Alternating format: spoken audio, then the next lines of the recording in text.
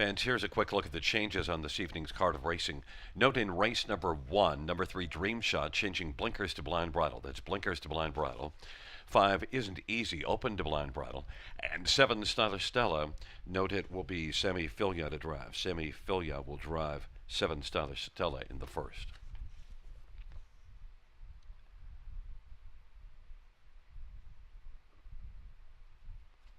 Race number 2, Sammy Filia will drive 9, Control the Gold. And Scott Young drives 3, Harry G. Scratched is 8, St. Lads Beat It. Scratch 8, St. Lads Beat It. In race number 3, note that Damian McClellan will drive number 2, Mama's on a Roll. Damian McClellan will drive. Number 6, Freed from Desire is scratched. And number 8, Park Avenue Janet, Garrett Rooney to drive. Garrett Rooney will drive the 8 in the third. Race number 4, note that number 4, MVP Kamala, Garrett Rooney will drive. Garrett Rooney. And also an equipment change, blinkers to blind bridle. Blinkers to blind. Scratched is number 6, Don't Mess with Molly. Scratched the 6. And number 8, Page Rock Scissors, Paul McKenzie.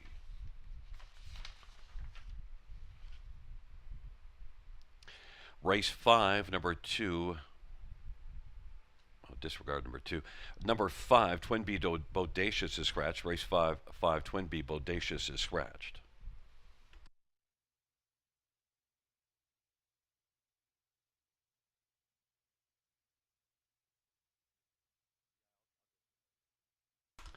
In race number 6, 1 Fox Hunt, driver to be announced. That's race 6, 1 Fox Hunt TBA.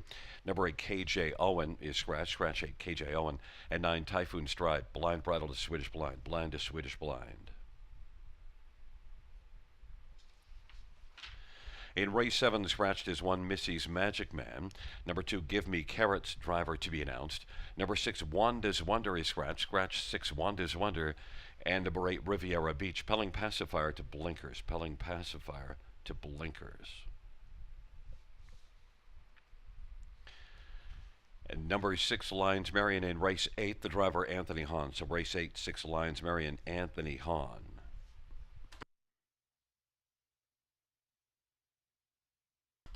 In race 9, number 1, Stomber's Zeus, driver to be announced. And scratches of 6 Dirt and 7 Last Try. And the 10th race scratched is 1 Double Down Duke. Race 10, scratch 1 Double Down Duke.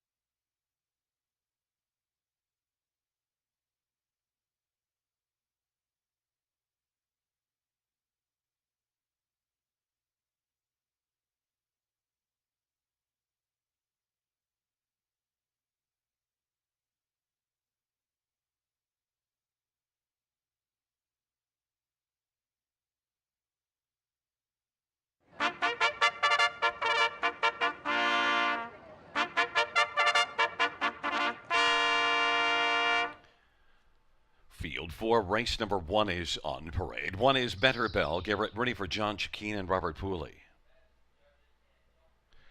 Number 2 is Kiss Cam. Austin Sorry for Sean Stacy and David Reed and Nancy Malik. And Diane Bertrand and Robert Gillespie. Number 3 is Dream Shot. Martin Lachance drives and trains for Neil Oostrom.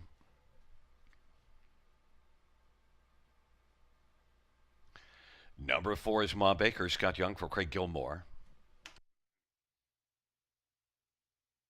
Number 5 isn't easy. Scott Coulter for Paul Coulter.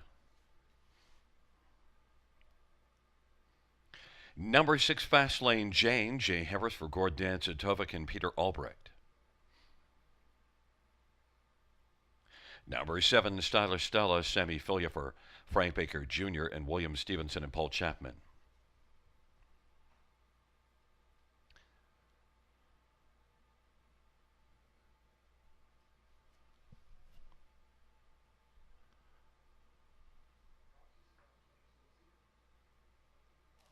Sugar's mics up. We're awaiting 8 Lady Gambler and 9 TJ All the Way. You guys can talk.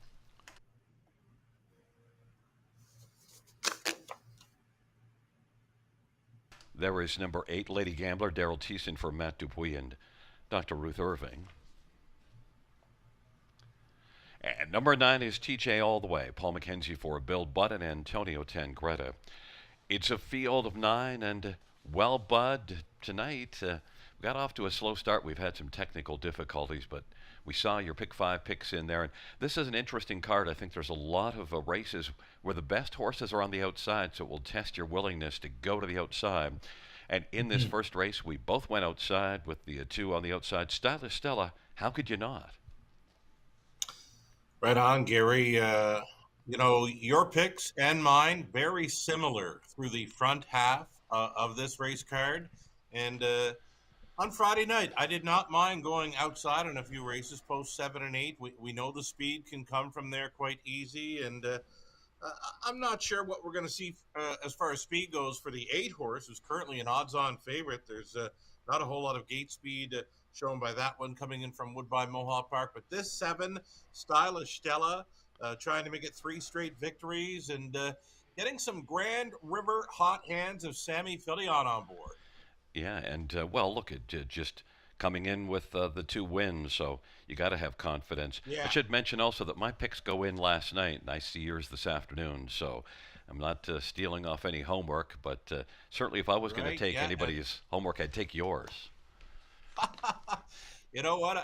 I opened up yours this afternoon, Gary, and I looked at mine. And I said, yeah, we're kind of similar. And then the back half of the card, yeah, there's a couple where we separated pretty good, but a few, again, similar. So we're on the same page lots of times tonight. A little over a minute here to go on the early pick 5 play. That outside starter, Lady Gambler, we saw Thiessen drive a couple to the lead or close to it when leaving that outside post 8 on Friday night. And again, I'm just not sure what we're going to see from this one off the car. Not a whole lot of gate speed shown in recent starts. But enough overall ability that you have to include, and you did use the 7 and 8 in your pick 5, and that's the way I went with it. Right. To the inside, if the outside can't get it done, I thought maybe Kiss Cam would be one that would have a pretty solid shot in here. Kiss Cam or a Dream Shot, but Kiss Cam, your thoughts? Yeah, I'm with you there. Again, I think we're right on, like 7, 8, 2, 3. We're both using those for our top 4. An inside post to work with. Outside post 8 last time was able to find a spot up close to be 4th off a hot quarter 26 flat. Kiss Cam, Austin Sorry for trainer Sean Stacy will have this one in play. Likely sits top 3 or 4 in the early going. Yeah, and definitely with that gate speed. And number 3, Dream Shot, Martin Lachance. And look, this is one that raced here in 56 and 3 last time. I could maybe build off of that. I think you're right on the nail with that. Trying to build off of it, and not a whole lot of gate speed last time out, so Martin Lachance opts for a blind bridle. She's a great-looking daughter of sports writer. I kind of like her, Gary. And she's also one that has a couple of wins last year as a 2-year-old, and one of them was here in 56 and 2, so She's already been victorious here. It is Better Bell, Kiss Cam, Dream Shot on the inside. Ma Baker isn't easy in the center. On the outside, Fast Lane Jane, Stylish Stella, and Lady Gambler, and the second tier TJ all the way.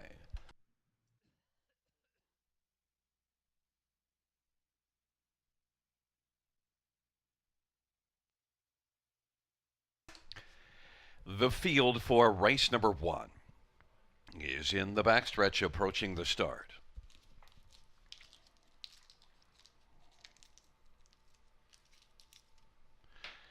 And the field for race number 1 is at the start of the rough, and Lady Gambler is going to blast with Ma Baker. On the inside, Kiss Cam is racing into the front 3. Stylish Stella now takes third. Kiss Cam is fourth, and Lady Gambler trying to make the early lead, made a break, and Offstride has recovered but lost quite a few lengths, and it is Ma Baker, but there goes Stylish Stella now, and Stylish Stella and Sammy Fillion wants to drive right up and grab the lead. Stylish Stella, then Ma Baker's racing position second. Third is Kiss Cam. Traveling to the outside is Fast Lane Jane. Dream Shot is fifth on the inside. Then it is back to Isn't Easy and Better Bell. Lady Gambler is all the way back now to second from last after that break in stride. And then TJ all the way. And they work their way on past the quarter and up to the half, and that opening quarter was 27 seconds, and the field heads their way to the half, and it is Stylish Stella 6-5 on the board with a front, and Ma Baker is rolling second. Kiss Cam is third. Dream Shot fourth, and Isn't Easy about 9 off the lead, racing fifth, backing away Fast Lane Jane. Sixth is Better Bell. Lady Gambler is up to seventh, but still with a lot of work to do. Then TJ all the way and Fast Lane Jane. But Stylish Stella, styling right now with a lead of about 4. Dream Shot on the outside is trying to come on and see if she can take down Stylish Stella. Dream Shot as they race their way by 3/4 and 124. Stylish Stella, Dream Shot getting a little bit closer. Then Ma Baker Isn't Easy is fourth, and Kiss Cam is racing fifth, and Lady Gambler sixth. And it is Stylish Stella. Dream Shot is now looking to have a shot to win off 3/4 124. And it is Dream Shot and Martin Lachance chasing Stylish Stella. Stylish Stella, Dream Shot, which one will it be? Stylish Stella trying to hold on. Stylish Stella held off Dream Shot. And then Isn't Easy and Ma Baker 154 and 2. Stylish Stella got tested but managed to stretch out that win streak now to 3. Yeah, the confidence is there right now. I was a little worried when turning for home. Dream Shot was coming to her pretty good, and I was thinking Marta Lajats might be able to rouse that filly up to go on by. But with the confidence level, with the heart, Stylish Stella, she's so good right now, and now she makes it 3 in a row and a new lifetime best of 54 into a 6-5 favorite. Front end speed was holding pretty good, but Dream Shot, a very nice step up there off her latest, and that blind bridle, I think, made all the difference for her tonight. Absolutely. And also one thing at the start, number 8, Lady Gambler makes a break in stride. And one thing Rob taught me is it's difficult when the horse just to your inside leaves hard, and maybe Lady Gambler might have just overstepped. Overpaced herself, I think, going off the car. And, we weren't quite sure what we were going to see. We know Thiessen likes to put them in play, and that outside post does not bother him. But it likely bothered this filly tonight. She showed absolutely no gate speed in any of her recent starts. So she was going to be a question mark for me. And indeed, she'd roll off stride early. We said that Dream Shot could improve off that last start, closing fifth. Well, closed even more and managed to pick up the second place finish. That's one to watch now in the future. That's a solid effort. Indeed, Gary. She gets a big circle for next time. Again, I love that bridal change to the blind, and she's a nice filly. She looks spectacular on parade, actually. She was going to be like a post-parade pick for me. Yeah, and there's Sammy Fillion. The Sammy Fillion train continues. He's having a very good meet here at Grand River. He's got a great set of hands, and he did well in London over the winter. And Sammy's come a long ways, and he's got a busy night, and he's going to keep on putting up multiple driving win nights, I'm sure, at the river. Even though we get the 6-5 favorite on top, we've got some prices. The superfecta could be okay, Sugar. You bet. Favorite on top with some really nice prices underneath. 7354 back in front of us, number 7, Stylish Stella, 3-year-old Better Than Cheddar Bay filly. Frank Baker Jr. is the owner, along with Paul Chapman and William Stevenson. Frank Baker Jr., the trainer. Sammy Filia, the winning driver. Third win for Stylish Stella this year. Third win lifetime and in a row. Stylish Stella victorious in 154-2.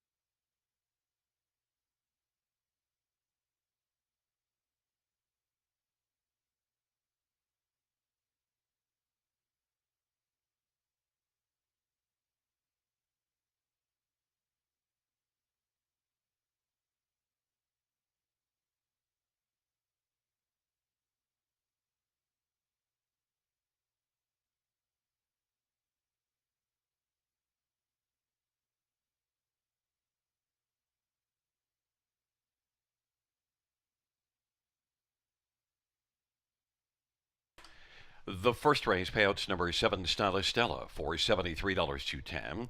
3, Dream Shot, $5.410, and 5 Isn't Easy, $17.50. $2 exactor, $37.50.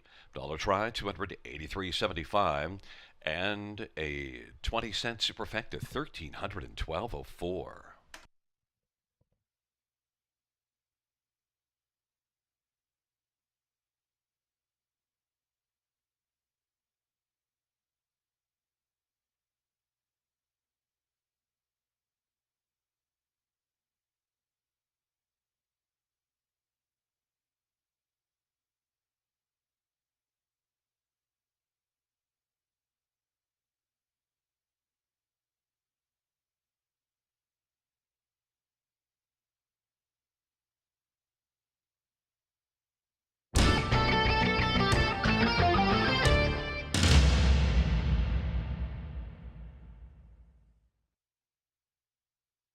Is in the backstretch approaching the start.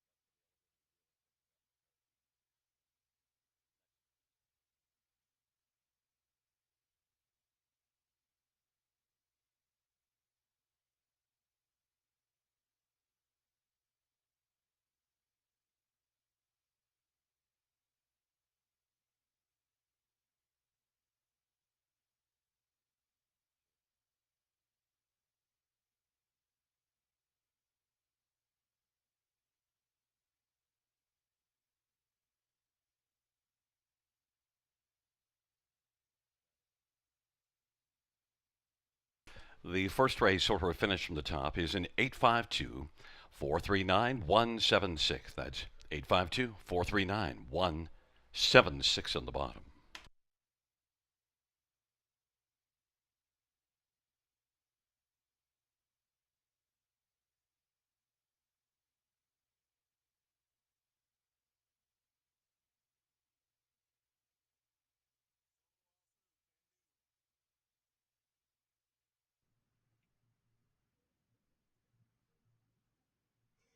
Hi, everyone. Sugar Doyle with you from Grand River Studios in London, Ontario. We're on board for some ticket ideas, some commentary, some selections, plus a whole lot more with Gary Guy, who's on the race calls. The second race starting up, the early pick four, $2,500 guaranteed pool here, opening up as the favorite number four, Magical Arthur.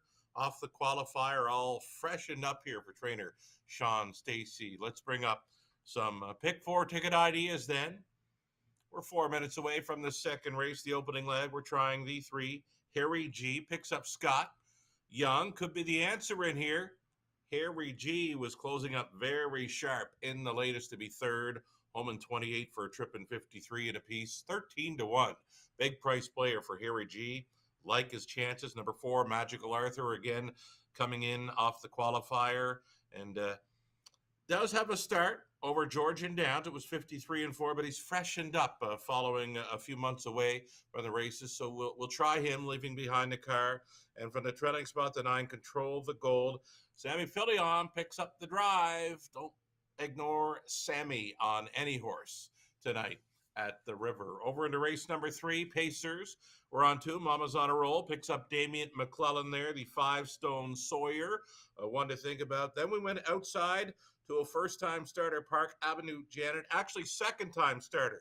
Had the victory in the debut over Woodbine Mohawk Park. Home in 27 for a trip in 52-4. The driver changed. Dave Maneri was listed. Garrett Rooney's now on 8. Park Avenue Janet in the third. Over to the fourth race. We're on the 1, Autumn Honey with Mike Horner.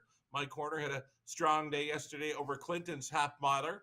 Sunday afternoon, the 3, Oceanside Magic. Austin Sorey on board for trainer Sean Stacy. Stacy might have a pretty good run here this evening. 7 outside, The Lies We Tell. Damian McClellan on the end of it. We're outside again. I don't mind playing those outside horses at the river. 7, Justin Ray with Jason Ryan. 8, Stellar Manipulation. Daryl Thiessen with another 8-hole tonight. Using those two on the end of the pick 4 play. We're in for $10.80, 20-cent wager. Gary Guys. Early pick 4 ticket idea. We've got time to bring that one up as well.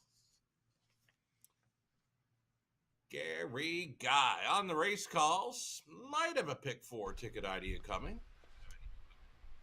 We're about 2 minutes away here from the second race. There's Gary's pick 4. Now, Gary likes to put his top selections in play here. So that's why you see the 4 on top there. Magical Arthur is part of the mix with 3 and 5. He's got the 8 on top in the third. Park Avenue Janet, again, now being driven by Garrett Rooney. 8 and 5 for Gary in the third. 3-7 in the fourth. And on the end of it, we're together. We're on the same page using Justin Ray and a Stellar Manipulation in the fifth. Conley Ecclestone, possibly with a ticket. 480 to play along with Gary's 20 center.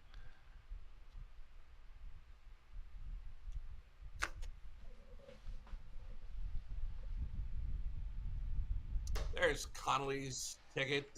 Connolly going 3 deep the first few legs, and he singles up in the final leg, race number 5. He's going to chase after Stellar Manipulation. Thiessen, the outside post to overcome. Not a problem, says Conley Ecclestone, in for 540.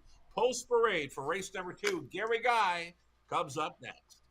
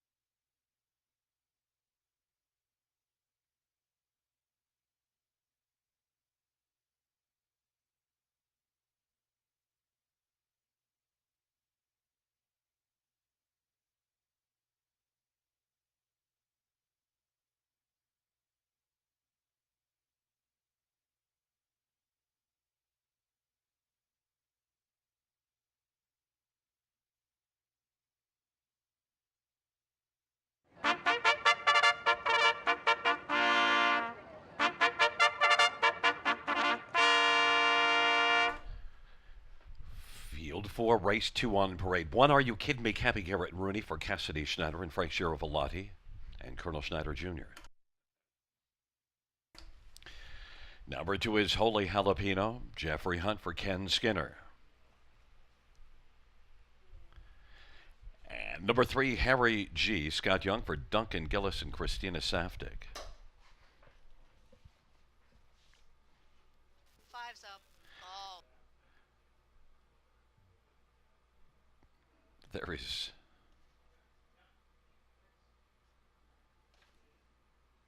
just keep going, please. number 4 is Magical Arthur, Scott Calder for Sean Stacy and David Lumsden. 5, Don't Poke the Bear, Jay Harris for Ken Middleton Jr. and Dave Walls and Kendall Middleton and James Grant. And number 6, Full Disclosure, Daryl Thiessen for Ashley Lenvoy and Gino Toscani. 7 is Foud, Austin Surrey for Rachel Andrew and Mitchell Ellsworth. 8 is Ratchet. 9 to Control the Gold, Sammy Filya for Jessica Hayter and Ed Hayter. It's a field of 8, race 2. The 8 is out. Let's get a look at this field. And Sugar, when I was looking at this, I thought the 4 and 3 came up fairly even in my mind. And, well, that's what we've got on the tote board. But even though the last race for Magical Arthur is not nearly as good as the last race for Harry G, I think he's got a big excuse for that one. Off 3 months before it. That's the thing, eh? Like Magical Arthur, he gets pretty popular around the half botters and 5/8 tracks of Ontario when he shows up there. I know they like to play him at Flamborough. He was a heavy favorite there in early February where he was finishing third. I figured he'd take tons of action here this evening. The second start back off the layoff. Son of Art Speak here, a 5-time winner, including a 50-4 win over Woodbine Mohawk Park last season. Scott Ray picks up the drive for Sean Stacy. I like the lineup for trainer Sean Stacy this evening. Something to keep an eye on. If he shows up here with Magical Arthur, could be in for a pretty solid night at the river. 9-5 currently, leaving right behind the car and likely in play for Coulter, Gary. Number 4, Magical Arthur. A lot of backlash as well. So Magical Arthur, I just expect him to step forward. But look, 3, Harry G. That's a good last race here. Huge. He was absolutely flying on the end of it, but he was following up some very hot fractions, right down to the half, 53-3, over to 3/4, 122-3. Storms home 28 and change to pace a mile and 53-1. And now he's dropping in class here, and he picks up the answer. Scott Young. Harry G, most of the races I've seen him do well have been when he's racing up close. If Young could find any kind of early speed to maybe put him in the front half of the field here, Gary, I'd love his chances even more. But on the class drop, he's got to be a solid player at 5-2. Number 9, Control the Gold, is one that's sitting at 14-1, and also one that had a pretty nice last start. Right. He was in a race that the 1, 5, and 6 were all part of, and he was another one that was storming on home. And the half, it wasn't that quick to begin at 57-1. The winner gets home in 154-1, and he's not far off. Home in 28, pacing in 54-4. The hot hands of Sammy Fillion. It's the driver change, but I loved him even more before that. 12-1. This is a big, big price. And I would not be surprised to see this horse right there in the end. And number 5, Don't Poke the Bear. We've got to take a look at this one. And Dave Walsh shares an ownership with Ken Middleton Jr., so the Announcers Union is in here with the 5. And, you know, that Announcers Union, that's not an easy union to get into. I mean, you got to at least have a pulse and be able to count to 10. You know, it's hard. I'm on the fringe of that announcer circle, I think. But you know what?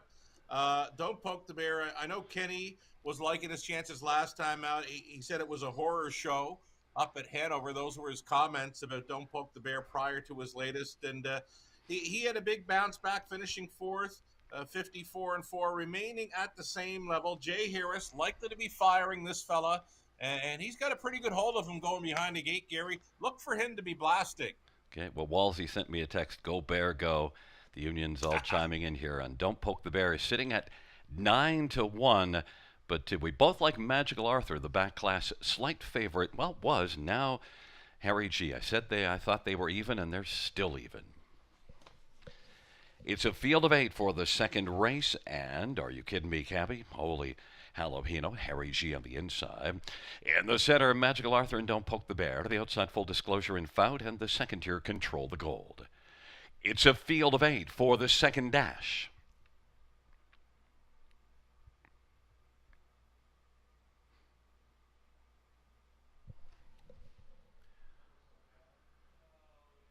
And Are You Kidding Me? Cappy broke stride. And driving out is Magical Arthur. Magical Arthur and Harry G. Holy Jalapeno on the inside. Don't Poke the Bear's fourth away. Then it is Full Disclosure and Control the Gold and Fout. And an early break from Are You Kidding Me? Cappy. But Magical Arthur has some early magic. 6-5 on the board and leads by about 3 or 4 over Harry G. Holy Jalapeno is third. Then fourth is Don't Poke the Bear in front of Full Disclosure. Then Control the Gold. And back further is Fout. That opening quarter was recorded in a lively 26-1. Magical Arthur and Scotty Calder leads a couple of lengths over Harry G. Holy Jalapeno is third. Don't Poke the Bear's fourth on the inside. And Full Disclosure is driving on the outside, as is Fout now, as they work their way on up towards the half. And then on the inside, Control the Gold is about 8 or 9 lengths off the lead. And Are You Kidding Me? Cabby has a lot of work to do. 55-3. It's a sharp halftime put up by Magical Arthur with Harry G in tow in the pocket. And racing third is Holy Jalapeno. Full Disclosure fourth. Don't Poke the Bear is fifth. And racing sixth is Fout. And seventh is Control the Goal. Magical Arthur leading Harry G as though to have a bit of separation from the third one, Holy Jalapeno.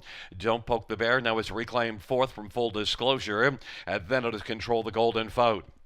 Magical Arthur, 3/4, 123-2, and Harry G is trying to mount a late rally and is closing ground. Magical Arthur has done all the heavy lifting, but Harry G is in position. Harry G is coming hard now. Harry G and Magical Arthur. Harry G slim lead as they turn for home. Harry G now has the lead and is striding clear from Magical Arthur. Harry G, Magical Arthur, Don't Poke the Bear, and Holy Jalapeno. Mile of 152 for Harry G. Harry G. The G stands for great.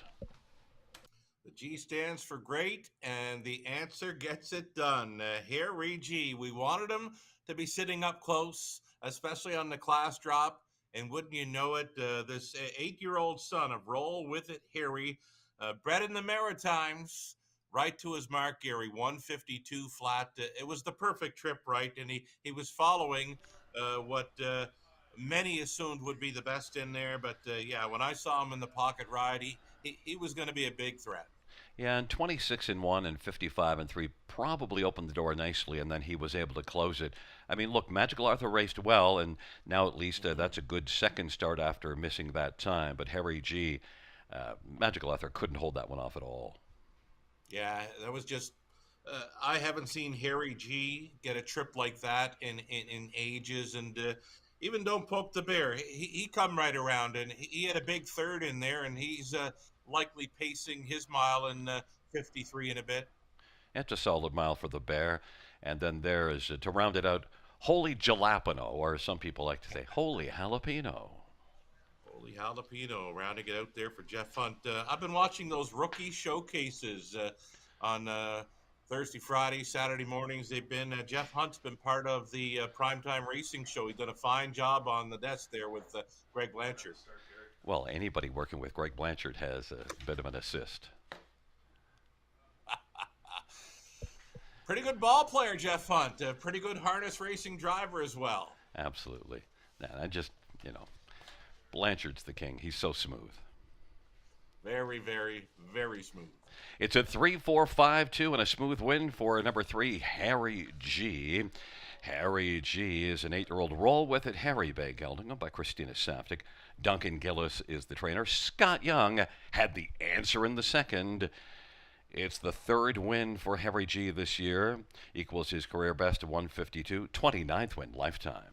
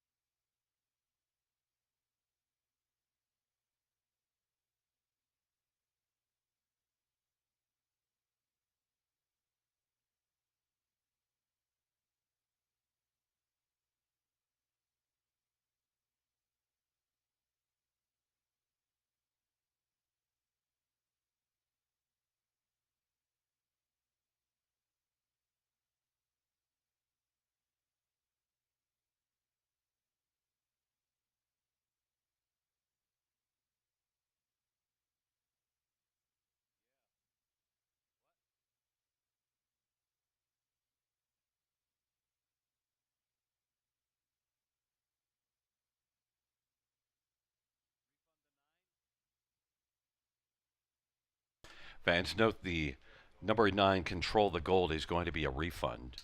Judged to have suffered interference before the start. 9 Control the Gold, a refund, suffered interference before the start when one Are You Kidding Me cabbie went off stride.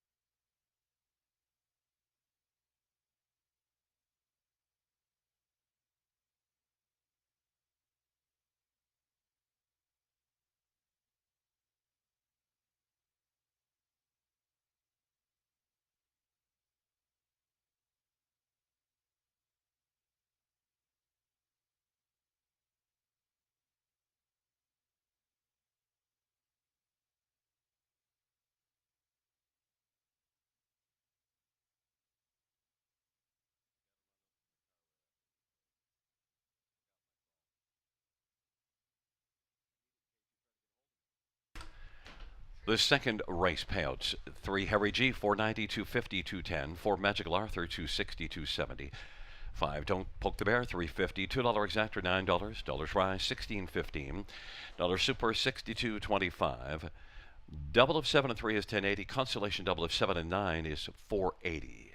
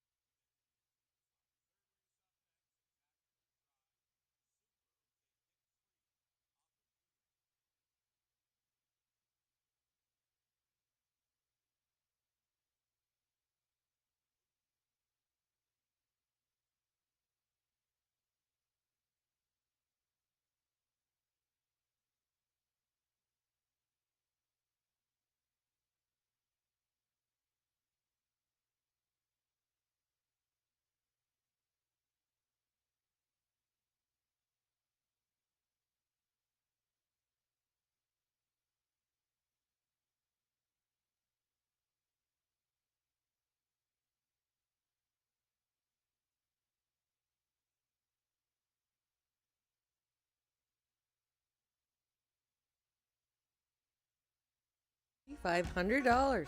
For the Youth Literary Derby, Ontario students in grades 3 to 8 can submit either a short story or a poem with standardbred theme. Poems and stories are judged separately. If you like to draw, then the Youth Art Derby might be for you. This one is open to students in grades 3 to 12, and you can do a drawing or a sketch of anything standardbred related. Check out our website for more inspiration and more information, bgracingalliance.ca.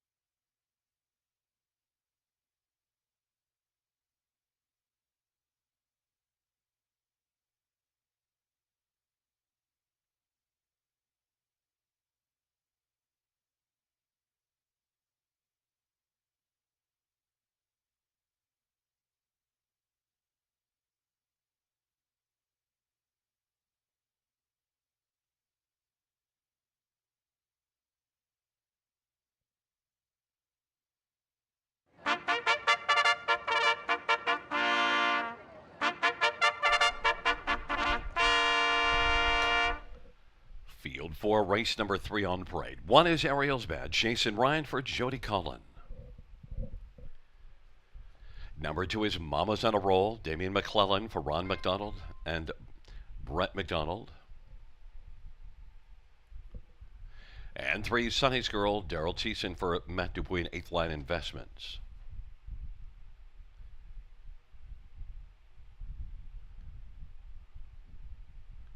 Four is Forrest Leah, John Thompson drives and trains for Larry Todd.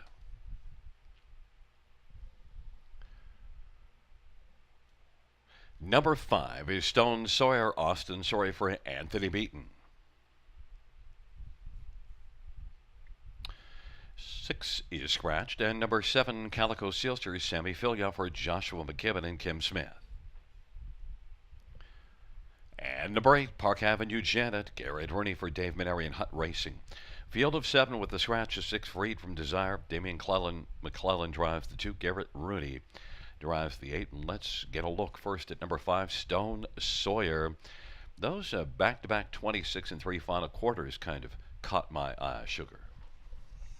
Yeah, and that's what led me to put this one on top. Austin Sorry hops on board for the catch driving assignment. Trainer Anthony Beaton, a strong barn, right, for Anthony Beaton, always is. So here they visit the Grand River Raceway, and we've seen this kind of animal numerous times coming in from Woodbine Mohawk Park. Nice back quarters, just not hitting the board.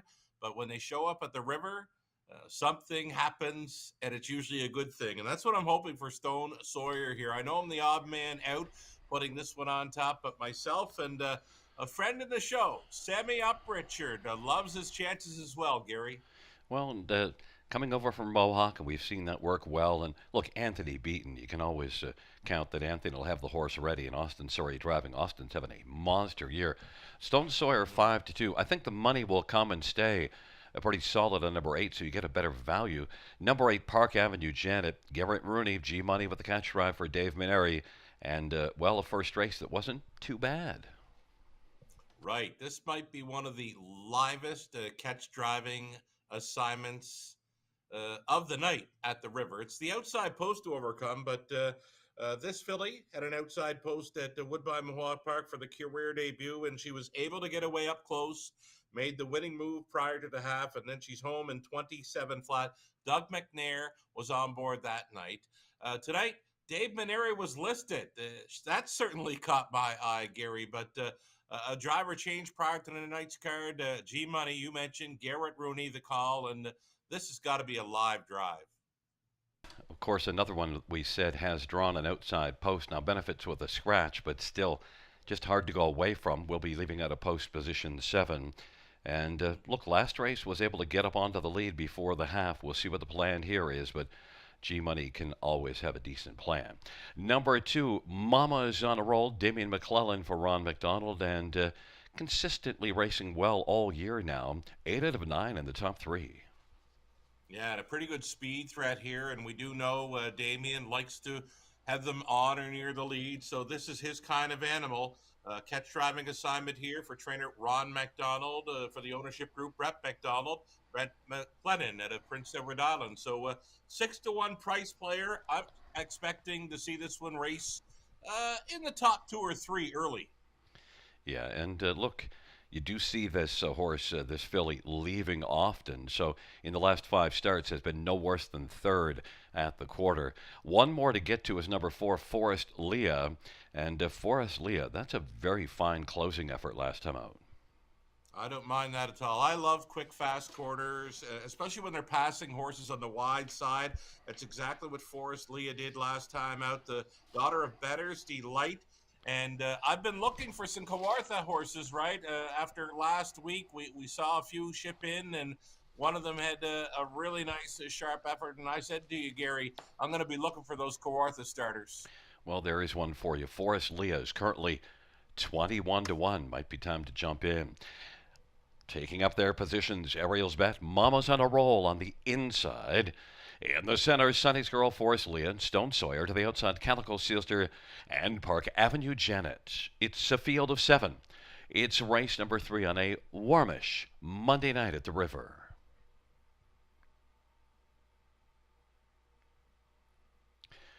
Field 4, race number 3.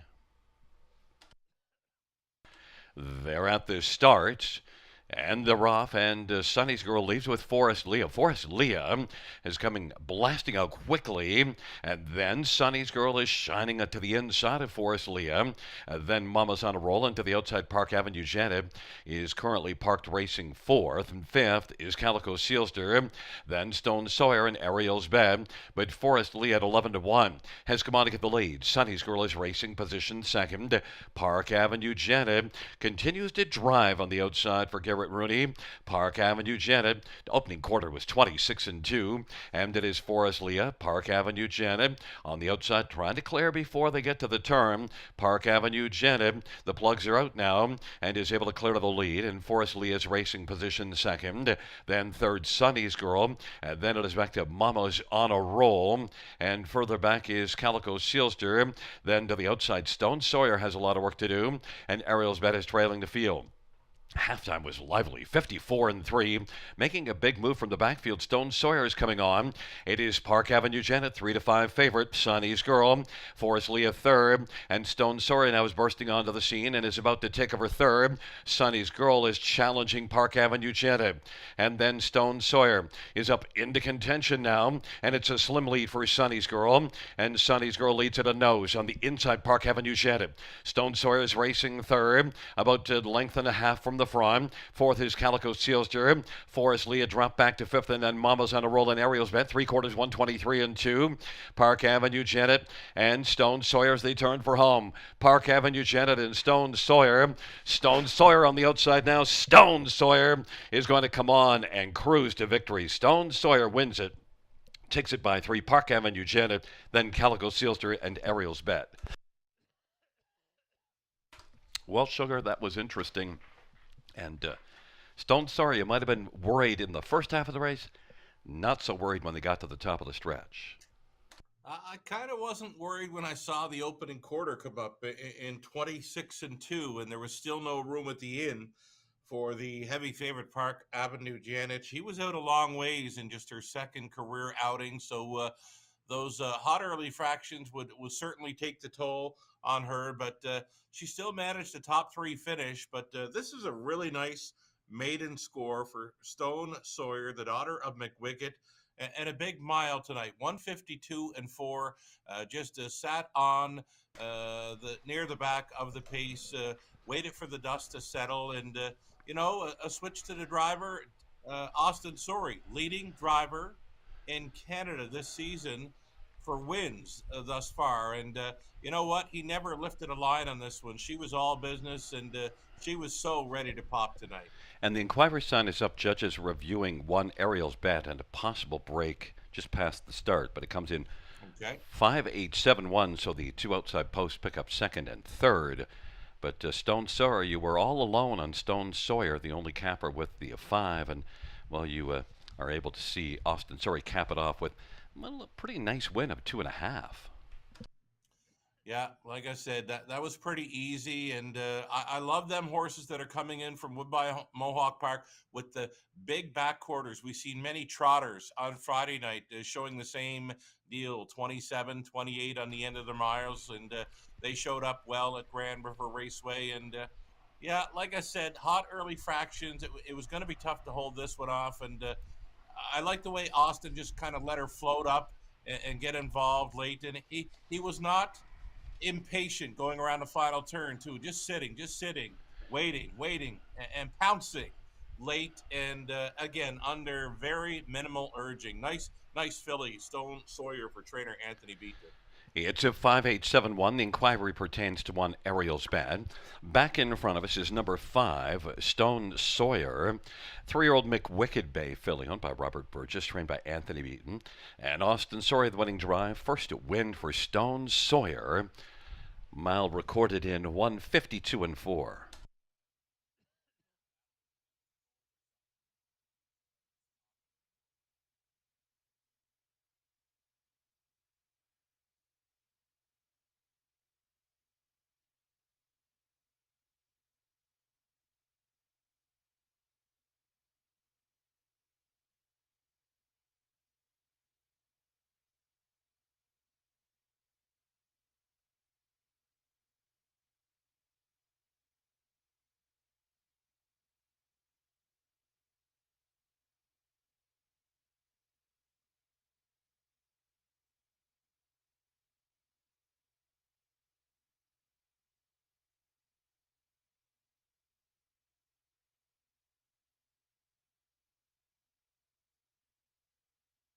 The judges ruling no violations by one. Ariel's bat 5871 on the board.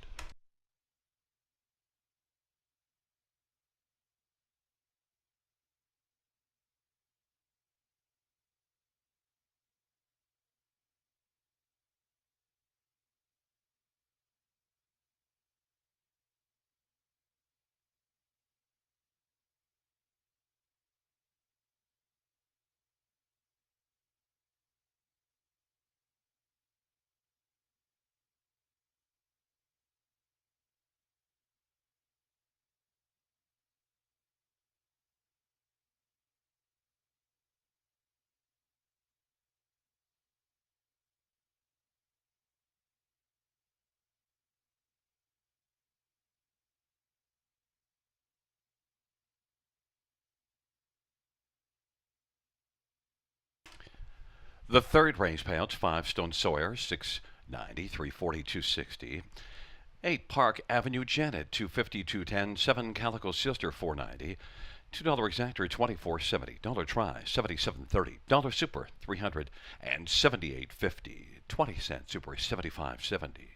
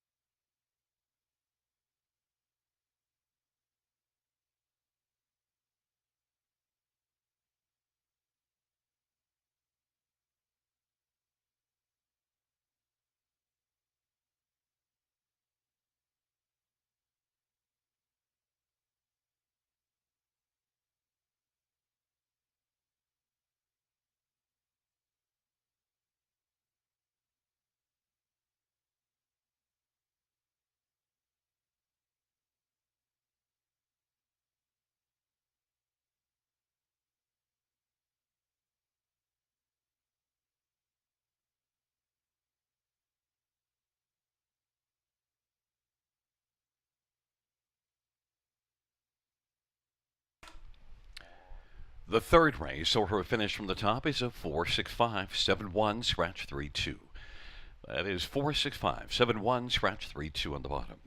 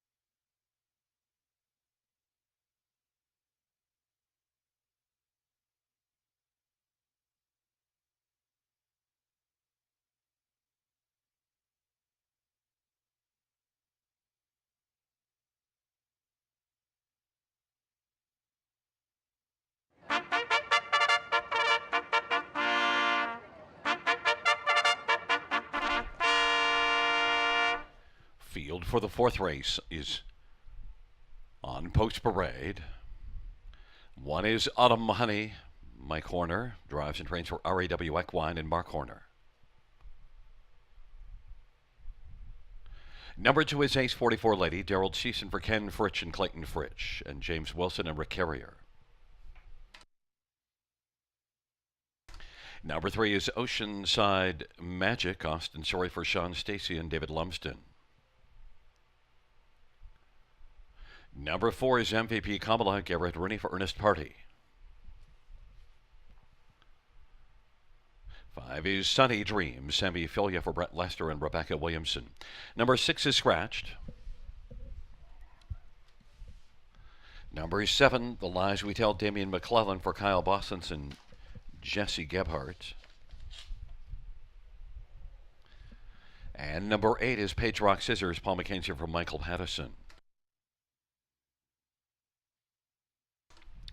It's a field of 7 for race number 4. Let's get a look at some of the main players in this dash. And, well, first up on the inside, Autumn Honey, 3-1 on the board. You're getting a little bit of a price to go against the Oceanside Magic from 3, who was heavily favored. Autumn Honey, nothing wrong with that last start here. Nothing wrong with that at all, Gary. And I need to get that price. I would not take anything lower than 3-1 on this daughter of Captain Crunch. She's had one of my favorites, another one of my favorites from the Horner Barn, the Joy Luck Club, a nice tall filly and mare she was. And this one's kind of got that same look. She's kind of tall. And again, Horner had a pretty good day over Clinton yesterday afternoon. So his confidence level is rolling pretty good. And I think he's going to secure a spot up close with Autumn Honey. And again, the odds now going in the right direction. I don't want anything lower than 3-1. Well, and right now it's 7-2, so maybe you'll get your value play. No value on 3, Oceanside Magic. And did use this one on top, but boy, not fond of 3-5. And especially last race was in a good position when they turned for home. And, well, 4 horses got by. Now, did pace a pretty strong first half. Yeah, she was very ambitious early last time when Doug McNair picked up a catch drive and he sent her and he got her down to 3/4 in 121 and change. Not too many 3-year-olds are getting down around 3/4 in 121 this time of year. This was in a stakes event over Woodbine Mohawk Park. The thing is, Gary, she's home in 29-3. So that's a week ago. Just what did it take out of her? Can she bounce back from that? Maybe it's a trip off the helmet tonight, but you know what? She did drop 4 seconds in that mile last week, and I don't know if she can come back from that one to show that big early speed or even anything close to 51 or 52 here. I think the winner takes the 4th here in 53 or 54. And I think the tote board will tell us which way we'd want to go, because right now with 4-5 and Oceanside Magic, you end up leaning more towards Autumn Honey. But there's another one that I used actually for 2nd and you used for 3rd, and that is number 7, The Lies We Tell. And a pretty solid effort at Mohawk last race. Grassroots now backed away a little bit late in the mile, but also it was a solid enough effort. And look at that start here 2 races ago. Exactly. I have no problem fitting this filly into the top 3. I liked her in London. She shows a pulled up, did not finish start. Well, a horse next door to her took her out prior to the start. She was very green in London and may have been a bit green at the river as well when finishing 2nd in 56. But that's a big turnaround for her in the latest park to the quarter 26. She's pacing a mile in 51 and change. I would not be surprised to see her win this here, Gary. I'd be playing hard a $5 try box 137. Yeah, and the 137 are getting all of the money. We both had the 6 Don't Mess with Molly for 4th. Well, that one got messed up in terms of our selections because a scratch. Where else would you like to go? Maybe Ace 44 Lady? Oh, that's a tough one. You know, if I was playing the Superfecta for the 4th, I'd put the 137 Box the 137 for the first three. So I'd be hitting that all button for fourth because uh, it's like throw a dart at the board and see what happens for that fourth one.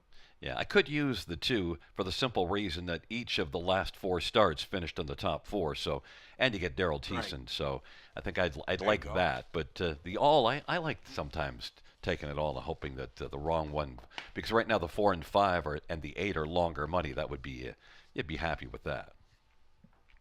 Let's go. It's a field of 7 for race number 4. It's Autumn Honey and Ace 44 Lady on the inside. In the center, Oceanside Magic MVP Kamala and Sunny Dreams. To the outside, the lies we tell in Page Rock Scissors. And it's a field of 7 for race number 4.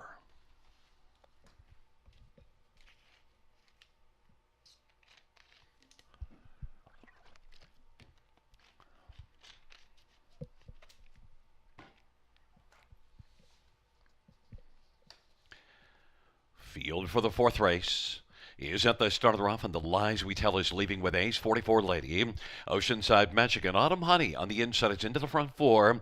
Oceanside Magic, though, is moving out and wanting to establish the lead and does now have it. And Autumn Honey is right there in a good spot, filling the pocket on the back of Oceanside Magic, who went off stride and is trying to find a safe place to go.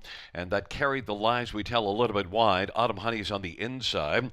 The lies we tell now is racing second and now coming off the turn, looking to clear to the front. The lies we tell now has the lead, and Oceanside Magic is continuing to march on the outside. Oceanside Magic is going to now come back around and reclaim the lead. The lies we tell, Autumn Honey, and then racing for this Ace 44 Lady as they work their way on into the backstretch off a 27-1 opening quarter. Fifth right now is MVP Kamala, then Sunny Dreams and Page Rock Scissors.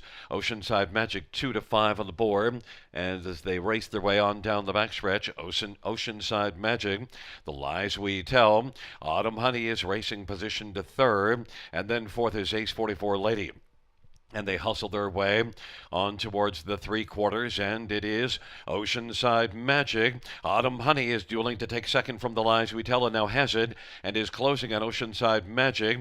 On the inside third, the lies we tell, and now Ace 44 Lady is right there into the hunt and out three wide. Three quarters in 124 and 4, and it is Autumn Honey, but Ace 44 Lady on the outside three wide and looming it on the inside Oceanside Magic. Ace 44 Lady as the field turns for home. On down the stretch drive, it is Ace 44 Lady who's going to come on and win at 6-1. Autumn Honey, then Oceanside Magic, and the lies we tell. Ace 44 Lady. I tried to give you this one for fourth, and well, maybe I should have given you Ace 44 Lady for the win. You did try to give me that one. And you know what? The betting public came looking for her late. She took plenty of late action to make her 6-1 on the tote board. She was actually lower in odds than the one Autumn Honey, who was right there with her. So props to you for offering up Ace 44 Lady prior to the start of race number 4.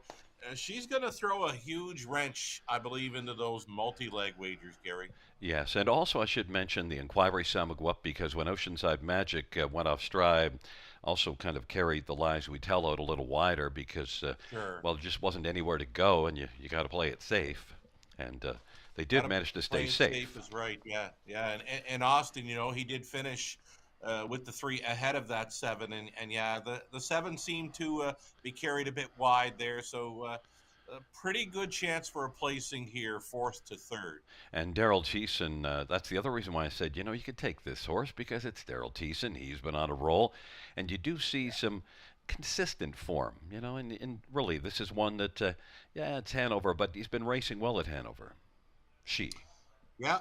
I mean, Hanover, you're likely looking at 3, 4, 5 seconds sometimes difference. So, indeed, this one picks up a new life best of 55 flat, and good to see. The pace, the front end pace would collapse, of course, with the Oceanside Magic. Adventurous for her, making the break early and then parking almost to the half, and wouldn't have a whole lot left to fight off her challengers. The 2-1 coming on, and a good possibility for a placing here. Well, it was the right 4. If you box the 4 we mentioned, then Yeah. that would work out. But Ace 44 Lady is back in front of us, and a 4-year-old Dally Bay mare owned by Ken Fritsch and Clayton Fritsch and Jim Wilson, number carrier. Ken Fritsch, the trainer. The winning drive to Daryl Thiessen. It is the first win this year and the seventh win lifetime for Ace 44 Lady. Mile of 155 flat.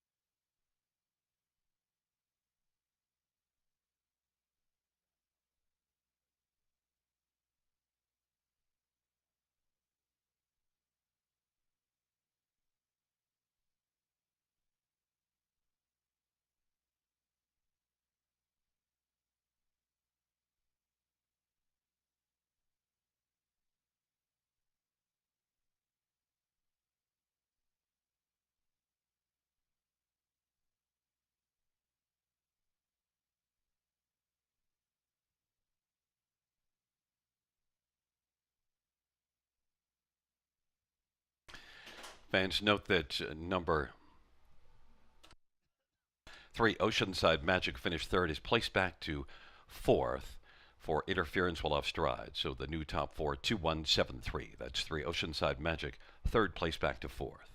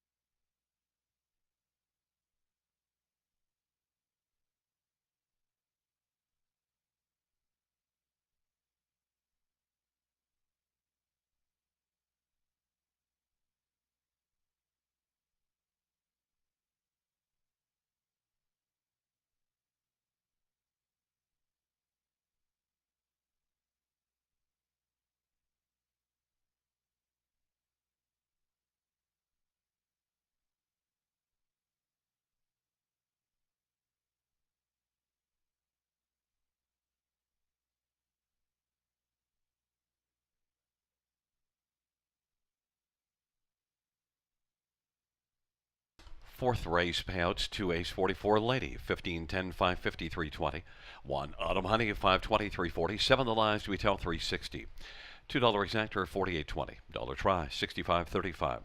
Dollar super, 89.60. 20-cent super, 17.92.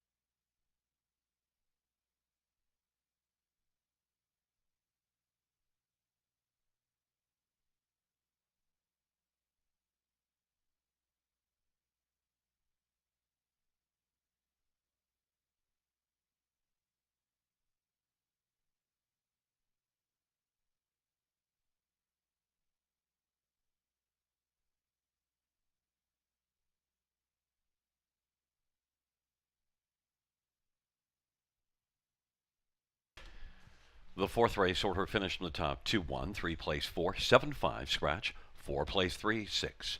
Once again from the top down after the placing 2 1 4, 7 5, scratch, 3 6.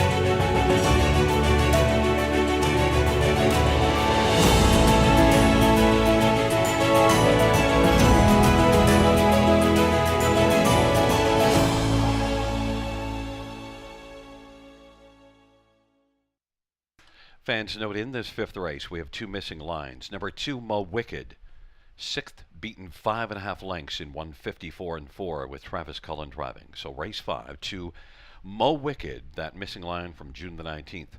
Sixth, beaten 5.5 in 154 and 4 with Travis Cullen driving. And also 9 Night Dancer, third, beaten a length and a half. That is third, beaten a length and a half in 157 and 3. 157 and 3, and Nick Boyd was the driver.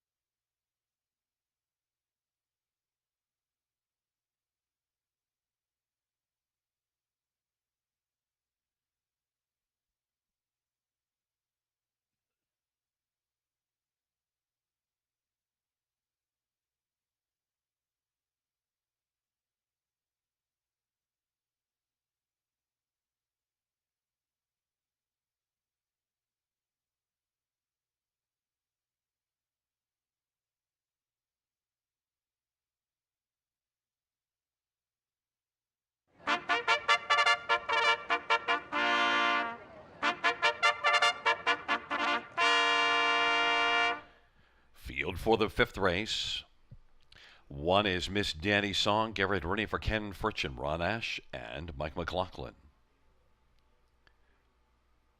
Number 2 is Mo Wicked, Paul McKenzie for Terry Gallant. Number 3, Chillin' on the Beach, Sammy Filia for Scott McEnany and Bradley Grant. And for Rosie Beach, Mike Horner drives and trains for Doug Wilson and Mark Horner. 5 is scratched.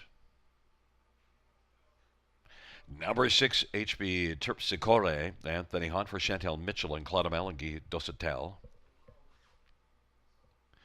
Number 7, Justine Ray. Jason Ryan for Francis Guimette and Michelle Latendre.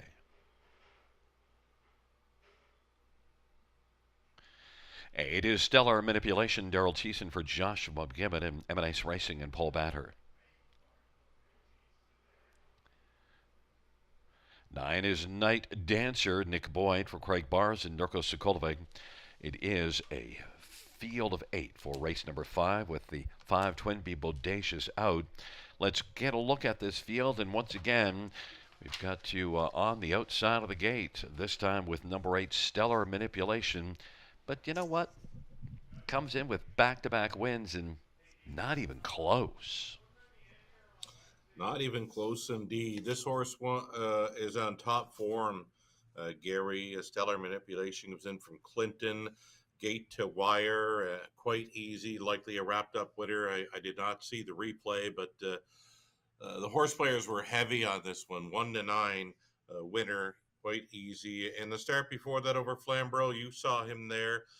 Sat fourth early, made a winning move towards the half, and was a going away winner. So trying to go 3 for 3 in the 2025 season, this filly. And should she get there tonight, likely a new mark, a 6-5 favorite. You know, Daryl, we've seen him on the outside post 8 already this evening and numerous times last week. He's got 2 more 8 holes tonight, Gary. Races 7 and 10, I believe.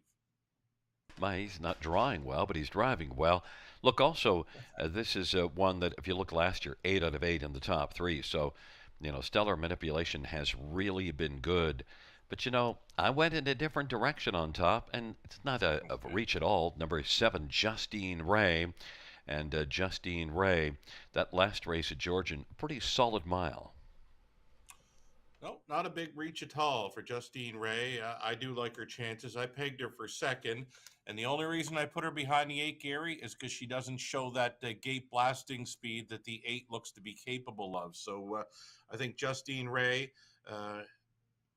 really good possibility that you'll see her racing well off the pace, but does show pretty good final quarter speed over Georgian Downs, 28-1.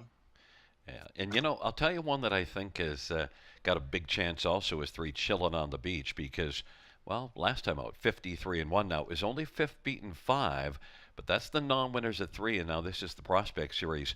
And Chillin' on the Beach, well, what did she do at Clinton 2 starts ago? Right on. She was gate to wire there, so there is another speed threat here, and a very quick mile, 53-1. Last time out over Grand River Raceway. Now she's had a couple of weeks to freshen up. I think you could be onto something here, Gary, with the Scott McEnany trainee, Chillin' on the Beach, Hot Hands, Sammy Fillion. Price is right as well. Number 3, Chillin' on the Beach, 5-2. They're coming for her late. Yeah, 9, Night Dancer, that missing chart line is 3rd, beaten a length and a half, and 57-3 here. June the 20th with Nick Boyd driving back aboard here. And Night Dancer will have to figure out a trip from the trailer post, but really doesn't show leaving anyway, so maybe it doesn't really matter. But Night Dancer, I think, belongs on the ticket somewhere. How about the price? Yeah, I got to use her in the high 5. I don't think she can hit the top 3, but she can be 4th or 5th easily in this high 5. She's the longest shot on the board, and I don't get it. She's pretty good on the big track. We had her in London, and I think she was kind of longing for a bigger track, and now she's on the 5/8 again here. And yeah, I got her as a must play for the high 5. And the one that I also threw onto the ticket is 6, HP Terpsichore. I saw a couple of maiden wins at Flamborough. Last race here really didn't race well, 31-second final quarter. But, well, I want to give Chantal Michelin and Anthony Hahn a chance to bounce back here. Yeah, I don't mind using this one on the end of the high 5. And I know you love saying this filly's name. I probably couldn't say it yet myself, so I've got a few months left before London opens. Yeah, but you can pick it before you have to learn how to say it. Fake it before, yeah. Okay. Fake it and then make it. And scratched his 5 Twin Bee Bodacious, so it's a field of 8. We'll see how it fares, Sugar. But Miss Danny Songbow Wicket and Chillin' on the Beach on the inside. In the center, Rosie Beach and HP Terpsichore. To the outside, Justine Ray and Stellar Manipulation. Second tier, Night Dancer. It's a field of 8, 5th dash. Field for the fifth race is at the start, and Stellar Manipulation blasting out with Chillin' on the Beach. And those two blast towards that opening quarter. Miss Danny Song is third. Then it is Mo Wicked and HB Terpsichore. Then Night Dancer, Justine Ray is just second from last, and Rosie Beach is trailing the field. Stellar Manipulation and Daryl Thiessen has a lead right now of about 2 1/4 over Chillin' on the Beach. And Chillin' on the Beach did not want to chill in the pocket and is going to blast out now. Chillin' on the Beach to challenge Stellar Manipulation, and Chillin' on the Beach is going to stride up and clear to the front. Stellar Manipulation is second, Miss Danny Song is third, then HB Terpsichore and Mo Wicked, and back to Night Dancer, then Justine Ray, and the trailer is Rosie Beach, 26-3 opening quarter, and the field heads towards the half, and on top, Chillin' on the Beach and Sammy Fillion leading Stellar Manipulation. Miss Danny Song on the inside third, and now Mo Wicked is coming on and giving cover to Night Dancer on the outside. Night Dancer has come on and is moving on the outside and about to try to grab fourth and take it from Miss Danny Song. Then it is back to HB Terpsichore, and Justine Ray still has just one beaten, and that's Rosie Beach. And now Stellar Manipulation quickly is able to blast to the front, and now opens by 3 or 4 over Chillin' on the Beach. And from the backfield out 3 wide, Justine Ray is kicked in, but has a ton of work to do because Stellar Manipulation has manipulated things to a lead of about 5 or 6 lengths. Then it is Chillin' on the Beach and Miss Danny Song, and Justine Ray is flying with a ton of work to do. 3/4, 124 and 2. Stellar Manipulation as they turn for home. Miss Danny Song and Justine Ray on down the backstretch, and down the stretch drive they come. Stellar Manipulation, Justine Ray dueling for second with Miss Danny Song. Stellar Manipulation. Justine Ray did pick up second. Miss Danny Song and Night Dancer 153 and 4. And well, Stellar Manipulation post position 8. Post schmost. Who cares? No problem at all for Stellar Manipulation. A new mark, now going 3 for 3 in her 2025 season. I like the fact, honestly, that she got covered up following the quarter. It was a 26-3 retake for Chillin' on the Beach. And I mentioned they came for her late. I think they made her a 6-5 favorite in there, but she faded late. Still hits the high five ticket, but yeah, I liked my top choice. I was comfortable when she ripped from the pocket on the backstretch. She was so good to go. Well, I wasn't comfortable because Justine Ray got away second from last, and then the gap was just too wide. Did a nice job to finish second, but not even close to Stellar Manipulation. Very nice job to get second in there. She overcame some traffic. She was on the wide side through the backstretch. And again, we go back to making my top selection. The only reason, Gary, is because the 8 had the speed threat angle over the 7. Would like to see 7 with some speed at some point, but you know what? She's just kind of young in her racing career. It may come at some point. Well, your top 5 were 8, 7, 3, 9, 1. Now, look, you didn't get it straight, so what the heck do you know? But really, Chillin' on the Beach did a lot of work. Yeah, and that's the reason for Oh finishing boy, those fifth. high fives, those are my ticket. I mean, the multi legs I mentioned to you the other night, they're few and far between for me. But the high five, it's one of my favorite plays. It's likely to come back as my biggest ticket I've ever cashed in this business, and I'll always be a high five play lover. And it's actually with Chillin' on the Beach at 6-5, dropping all the way down to fifth. It's actually going to pay well, Right. even though Stellar Manipulation is 8-5.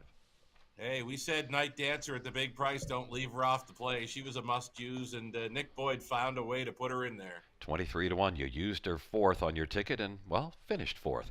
Back in front of us is the winner of race number 5. It's number 8, Stellar Manipulation. 3 will control the Moment Brown filly.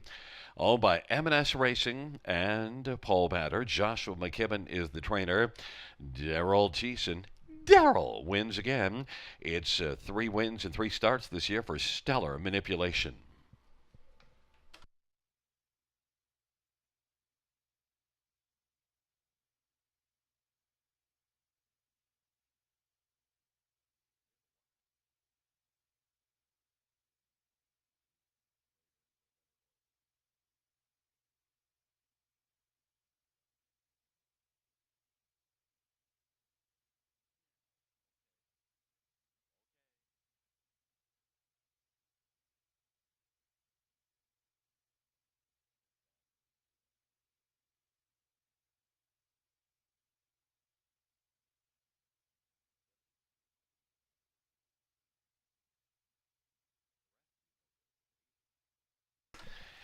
Fifth race payouts. Number 8, Stellar Manipulation. 540, 340, 260. 7, Justine Ray. 450 and 310. 1, Miss Danny Song. 440. $2 exactor. 22.50. Dollar try 46.10. Dollar high five 513.70. 20-cent high five is 102.74. Dollar pick 3, 57.20. Dollar pick 4, 161.90. Dollar pick 5, 570.50.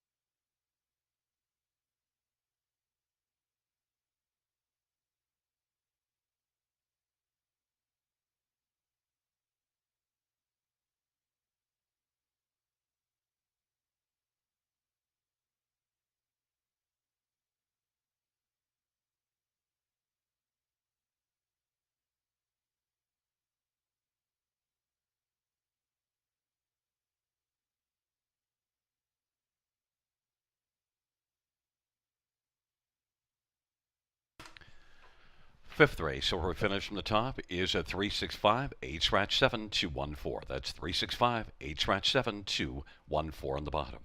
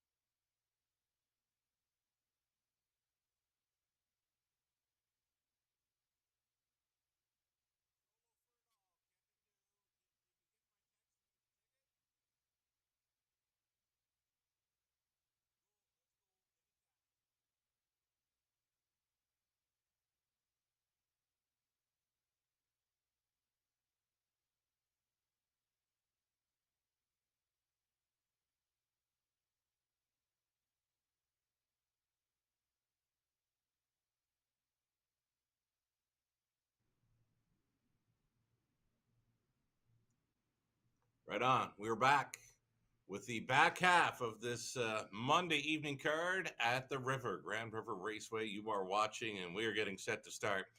A late pick five covers the final five races this evening, and horses have been racing on form pretty good this evening. We've had a few winners, and hope to have a few more here. Again, it's the back half of starting up this upcoming sixth race. Austin Sorey hopping on board number one, Fox Hunt, the class dropper there. So let's bring up some pick five ticket ideas. Again, covering the final five races this evening at the River. We're a little over 2 minutes away from the start of race number six. The opening leg, we're on the one. Fox Hunt drops in class. Austin Sorey on board this live mount. Also including five, Nevada Dragon, seven, Better Than Pride. Back to the Gerard Demers barn following the claim. 157 starts it up for me. Race number seven, group of trotters in there. The one came out. So I'm using the rail starter now. The two, Give Me Carrots, as well as seven, Fashion Contender, going outside to the eight, Riviera Beach. Again, those outside posts do not bother me at all at Grand River Raceway, as we're now in the big 5/8s. We're three deep race eight with 1, 5, and 6. Going to spread them out. Race 9, hope for a price player with those trotters in the ninth race. 1, 2, 3, 4, and 5, just like that. And if we get to race 10, we're going to need our single, number 5, Keystone Dakota. I took a stand here on this one after being second best in each of his last two. He's very sharp right now. Just need to get to race 10. Just need Keystone Dakota to keep up with that fine form. I'm opening up the wallet tonight on this late pick 5. 27 even on a 20 center. Gary Guys, late pick 5 ticket idea. Will bring that one up as well. Gary Guy. He's got a late pick 5 ticket to show. He's in for $9.60 on a 20-cent play. He puts his top selections in front of his numbers. 7 on top in race 6, 7 and 3, 4 and 1 race 7, continuing 2 deep races 8 and 9, and on the end of it, he does have my single as his top selection in race 10, that being number 5, Keystone Dakota. He'll also include 4 and 2 on the end of the pick 5. One more ticket if we got time. Conley.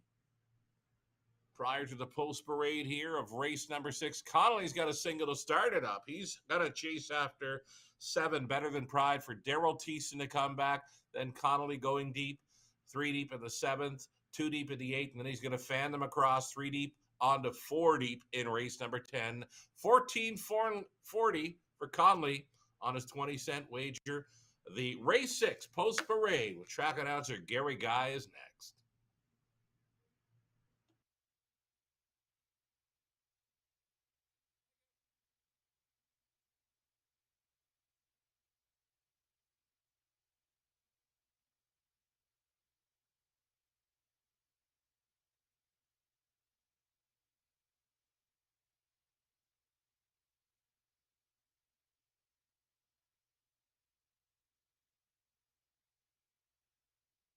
There is a look at your paddock camera presented by the Ontario Equine Education and Employment Program.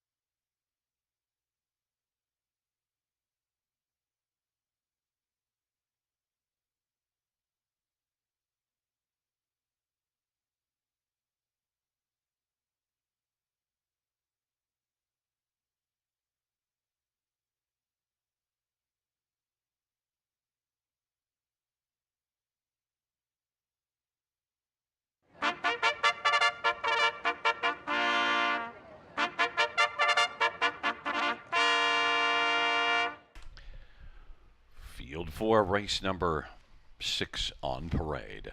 1 is Fox Hunt. Austin Sorey drives for Joshua McKibben and Paul Batter. Number 2 is Coalition Hanover. Semi Failure for Pam Forkin, Triple S Equine, and Brian Hamill. Number 3 is Smokin' Hot Dude. Damian McClellan for Ben Wallace and Terry Cromwick. 4 is Better on Ice. Anthony Hunt for Dale Fritz and Edward Aitchison and Michael Sawyer. 5, Nevada Dragon. Jay Harris for Mike White-Nioski and Robert Jones. Number 6, he's Sporty. Garrett Rooney for Jim Flynn and Doreen Flynn. Number 7, Better Than Pride. Daryl Thiessen for Gerard Damaris and Tag Incorporated. 9 is Typhoon Stride. Jason Ryan for Ashley Lenvoy and Gino Toscani. It's a field of 8 for race number 6. Let's get a look at this field for the 6th race. And we'll start again on the outside or towards, number 7 is the farthest outside now with a scratch of 8, KJ Owen. And you've had some good luck with the outside horses this evening, and you're coming right back to it. Claim entered on Better Than Pride as well. And you know what? I would say 3 of those last 4 races being victories, that could get you a confident look at number 7.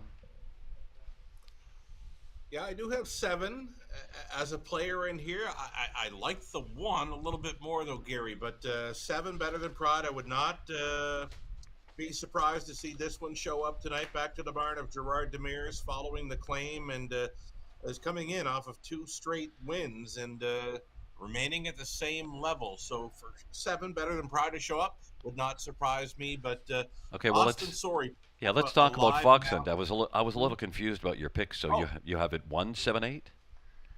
I got a 1785. Okay, let's that's go. what I have. Fox Hunt, you're on the hunt finally for an inside post with a horse that was 8th last time out.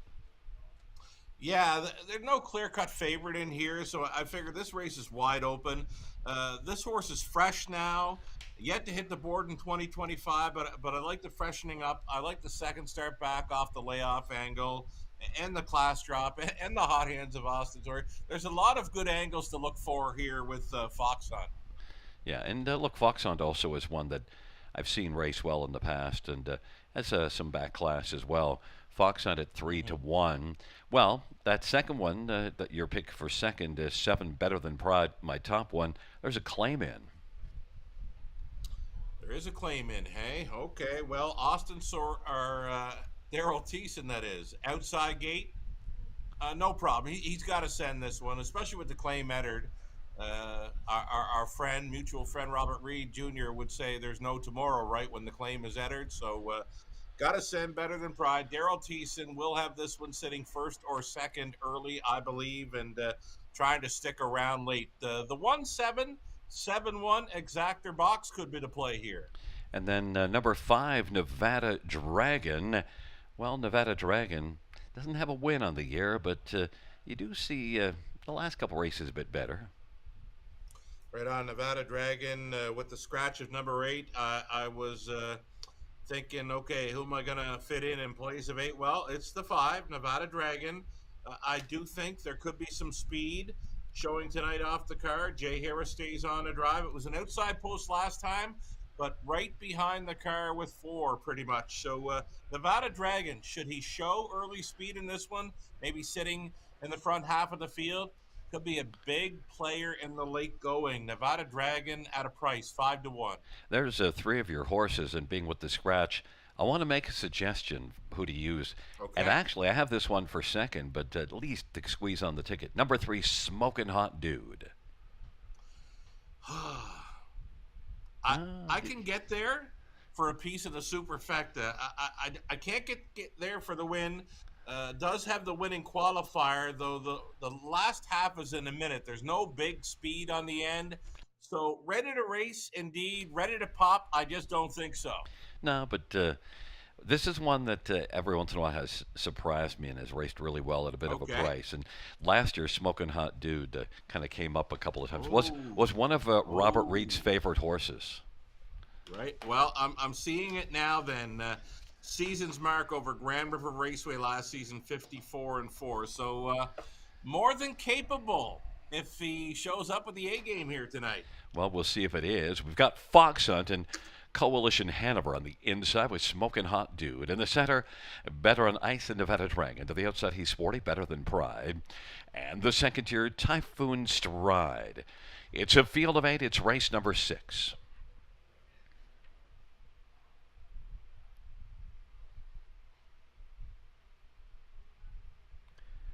Field for the 6th race.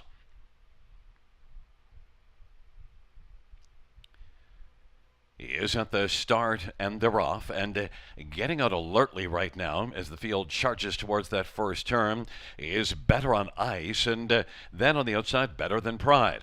On the inside Fox Hunt, Coalition Hanover, then Typhoon Stride, back to Smoking Hot Dude, Nevada Dragon, and he's sporty sports the trailing spot. Better Than Pride is pressing on the outside. Better Than Pride is going to come on and clear to the front and Better on Ice is racing second, 26-1. Another lively opening quarter. And the field works their way on towards it with Fox Hunt hunting from third. Then Typhoon Stride, Coalition Hanover, Smoking Hot Dude, Nevada Dragon, and he's sporty sports a trailing spot. 26-1 opening quarter. Better Than Pride, and Daryl Thiessen with the lead, keeping a watch from second. Better on Ice is still on ice in the pocket. Then Fox Hunt is 3 off the lead, racing third, and now is going to hunt first over, giving cover to Coalition Hanover. Typhoon Stride is on the inside, sharing fourth. Sixth is Smoking Hot Dude, then Nevada Dragon, and he's sporty. Better Than Pride, leading as they hustle on to 3/4 off that 55 half. Better Than Pride right now is Better on Ice by about 2 1/4 lengths, and Fox Hunt still hunting from the outside. Then Typhoon Stride, Coalition Hanover, Nevada Dragon, Smoking Hot Dude, and he's sporty. 3/4, 123-3. Better Than Pride is about to reach the top of the stretch and leads Better on Ice, and Fox Hunt appears to have flattened out and set up wide. Now late is Coalition Hanover, and on the inside Typhoon Stride on down the stretch route they come, and Better Than Pride, Better on Ice, Better Than Pride, and Better on Ice. Who is better between these two? It is Better Than Pride. Better on Ice was second. Then it looked like Typhoon Stride and Coalition Hanover. 152-4. I had to pause there, Sugar, for a second to cough after the race is over. I'm battling a little bit of a cold, but tell you, Better Than Pride was hot. Oh, well, I got to be honest, Gary, up at Clinton, I was filling in the call there yesterday, and I know there was twice at the end. If you haven't called in a while or if you're battling something, it's very easy to cough one up, especially at the end of the mile. And up at Clinton, the mic doesn't shut off quite in time when you flick the switch and you think you're good to go for making a cough. But I'm pretty sure it picked up my coughs yesterday. I wish you would have tried a little harder to talk me into this 7 on top, because boy, did he ever show up tonight. Yeah, Better Than Pride didn't look like he was going to cough it up in the stretch drive. He held off Better on Ice pretty well. Well, the only thing I was right about was that Daryl Thiessen would be sending him, and send him he did. And Fox Hunt, I thought, would have a little more pop when racing covered up for most of the mile, and then when he made the move up and towards 3/4, just didn't really want to go by one. So maybe he's going to need another start or two off that qualifier. Yeah, and look, he has an excuse. He's only had that one start back after the qualifier, so he needed that start, and he'll be better for it. He's a nice horse, but right now, Better Than Pride is better. Yeah, and you mentioned quick quarters. People have asked me up in London, they know him on the show. How are they getting to the quarter so quick at Grand River Raceway? My answer to them, Gary, is the horses start early out of the turn, and they've got a long straightaway versus many other 5/8 track where they're starting around middle backstretch. Yeah, it's practically straight to the turn, so they're just going down a runway. Right down the road, right? And there is Daryl Thiessen sent this one right down the road. Number 7, Better Than Pride. And Better Than Pride was a nice 3-1. Back in front of Better Than Pride, a 6-year-old Better Than Shatterbay gelding on the Tag Incorporated, and Gerard Demers. Gerard is the trainer. Daryl Thiessen with the drive. Double for Daryl, and the 5th win on the campaign this year, 15th lifetime for Better Than Pride.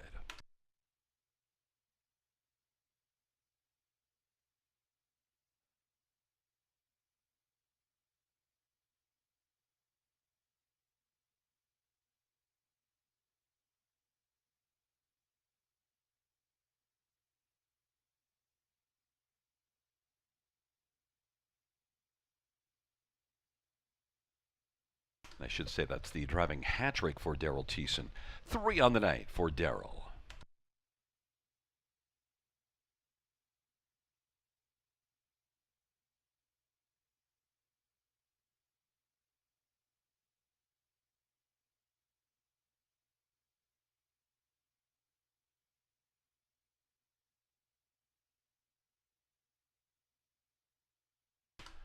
The sixth race payout 7 Better Than Pride, 880, 640, 580. 4 Better on Ice, 980 and 640 and 9. Typhoon Stride, $9. $2 exactor, 81.40. Dollar Try, $368.45. Dollar Super, $1,759. 20-cent Super, $351.80.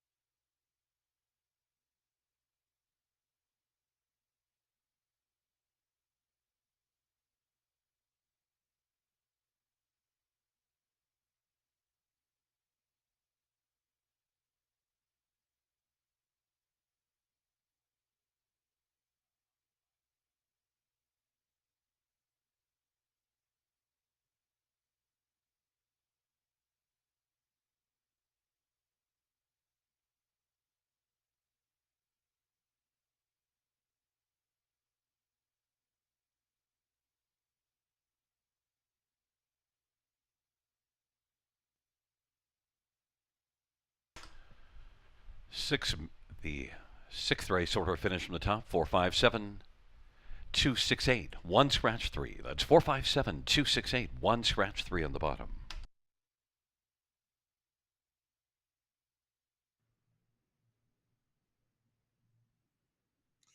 We are back, folks. It's the late pick four coming right up here. Just a few minutes left for the wagers. We're going to bring those tickets up quick, and we're going to wheel through these late pick four ticket ideas quickly. I've got one for myself, Gary Guy, Conley Ecclestone. So time to show them if you got them.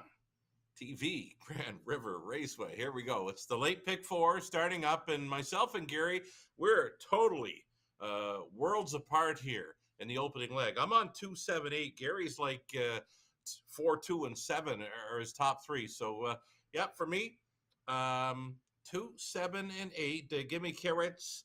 Fashion contender, Riviera Beach. Daryl Thiessen, 4 driving wins. Possibility with number 8 here. 3 deep in the 8th.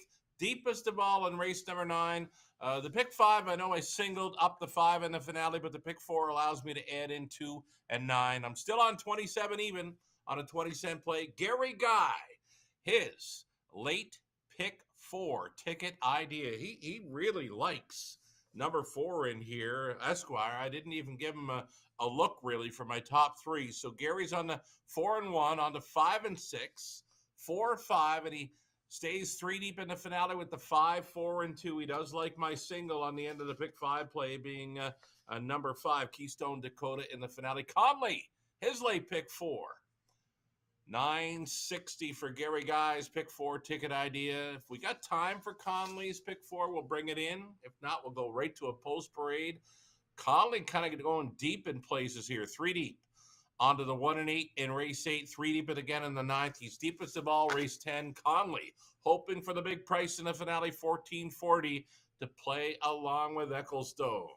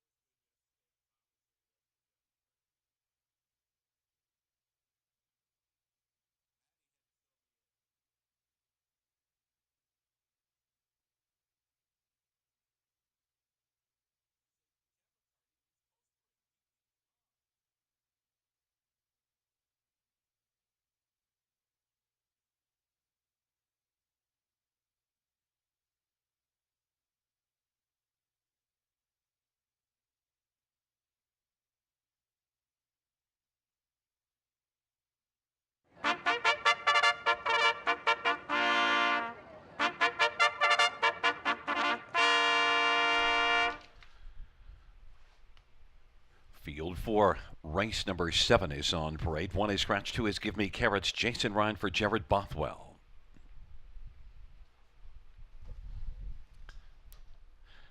Number 3 is Kadabra Kaboom. Mark Cullen for Jody Cullen and Tammy Aspen and Merlin Nielsen. Number 4 is Esquire. Sammy Filia for Mark Winnicott and Donald Smith and Donna Parker and John James. Number 5 is Jules Cup. Austin Sorry for Rachel Andrew and Michael Ellsworth. 6 is scratched. Number 7, Fashion Contender. Garrett Rooney for Scott West.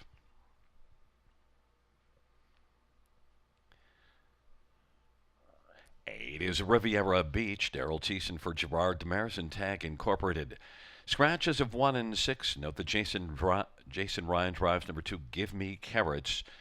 Let's get a look at this field, and we'll start with number 7, Fashion Contender. And, well, Garrett Rooney for Scott West. Now, this is one that's only got 2 top 3 finishes in 16 starts on the year. But last race here was pretty solid, beaten a length and a half. I like this one, and I like it for a reason that you comment on sometimes something to build on, right? And this is what he showed last time out when sitting in the pocket. I like the fact that Garrett Rooney's staying on. I like the fact that he's got some gate speed. So I'm going to hope that he gets away well, maybe on or near the lead this time. And tell you what, if Fashion Contender could happen to make front in here, he could be very tough to go by because right now he's looking fine out of the post parade. Yeah, and Fashion Contender is offering a nice price of 5-1 with G Money driving, and Garrett's got a 315 driving average on the year. So, yeah, you can't go wrong with G Money. But number 8, Riviera Beach, further outside. Now look, with a couple of scratches, the outside's not as big of a concern because actually post position 6. So, really, with that straight run to the turn, who cares? Look, one thing about Riviera Beach, this is one that drops a level, could be better. Drops a level, speed threat. Thiessen and Demers trying to come right back in here after combining for a victory with Better Than Pride in race 6. Thiessen gets a great shot at picking up his 4th driving win. Longest shot on the board. Get out of here.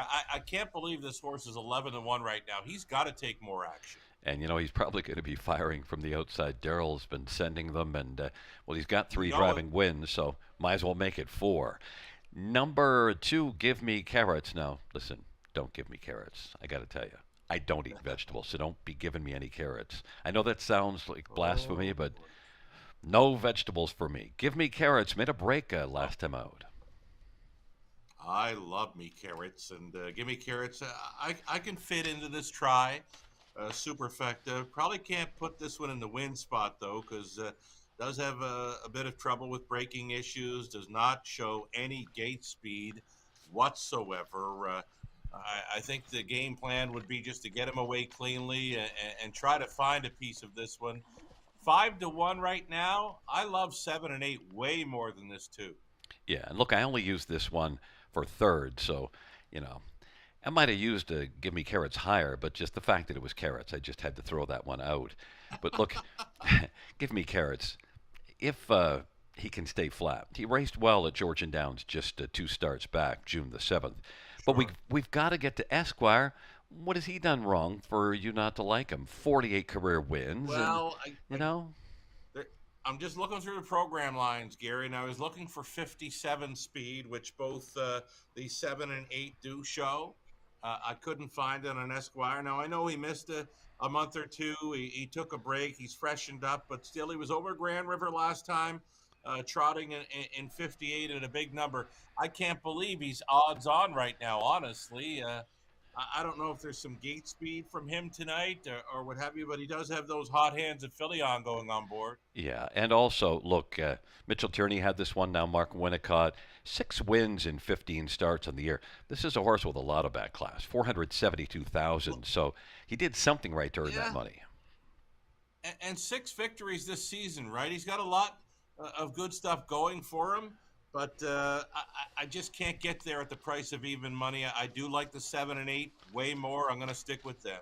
Well, we're going to find out, and I'm glad you're sticking with your call because when you make a pick, you gotta hang tough with it. But I'm on the Esquire, just to think it's the right spot to be. Give Me Carrots and Cadabra Kaboom on the inside. We're going to find out. Esquire and Jewels Cup in the center. The outside Fashion Contender in Riviera Beach. Field of 6. Race number 7.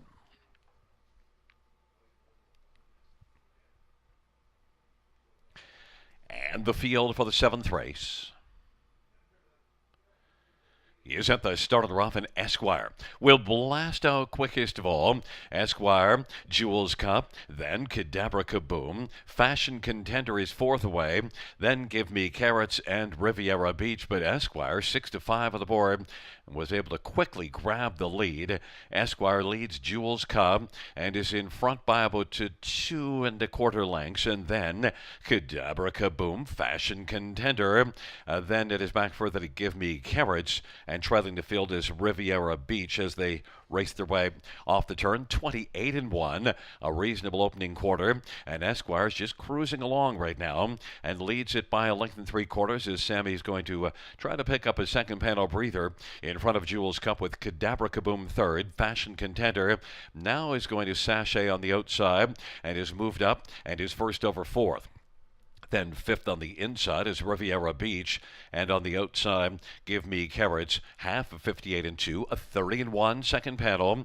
Esquire looks strong on top and leads about a length and 3/4. Jewel's Cup, Fashion Contender is getting a little closer now and is moved up to be about 3 off the lead. Gains some ground more. Then Cadabra Kaboom, Give Me Carrots, and Riviera Beach. But Esquire has been getting things all his own way so far and continues on by 3/4, but now 3 wide and coming on. Give Me Carrots is moving. Give Me Carrots against Esquire. Give Me Carrots is able to come on and get the lead. Give Me Carrots, Fashion Contender, trying to grab second and take it away from Esquire. Give Me Carrots and Esquire and Fashion Contender in the field turns for home. Give Me Carrots on down the stretch where they come. Give Me Carrots, Esquire, Fashion Contender as they come to the finish. Give Me Carrots is going to win. Then Esquire was second, Fashion Contender third, and Riviera Beach fourth, 156-4. And Give Me Carrots. Well, the only thing I can say to my defense, at least my horse beat yours. Did too. Consolation. Did too. You were right about Esquire, and he did show up with a pretty good performance, but Give Me Carrots happened to get there, and this trotter would be never better than he was on this night. 156-4 becomes a new mark.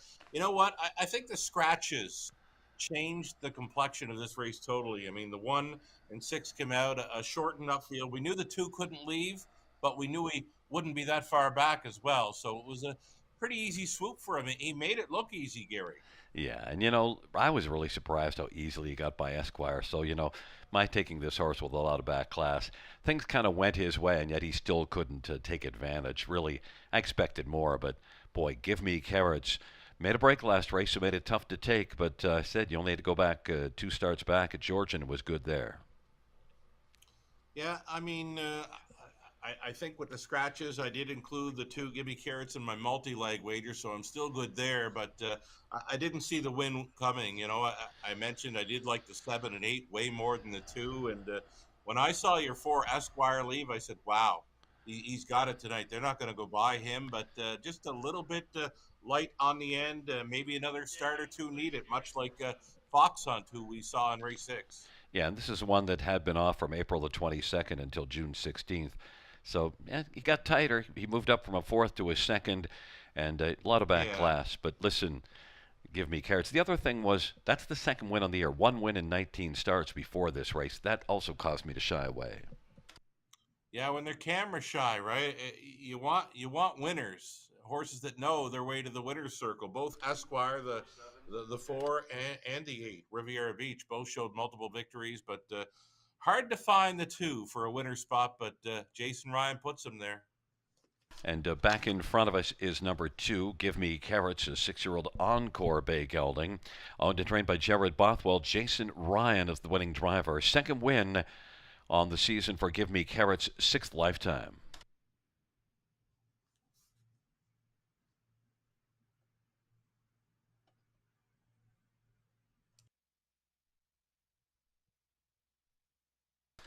Fans, note we have a dead heat for second between 4 Esquire and 7 Fashion Contender. Dead heat for second.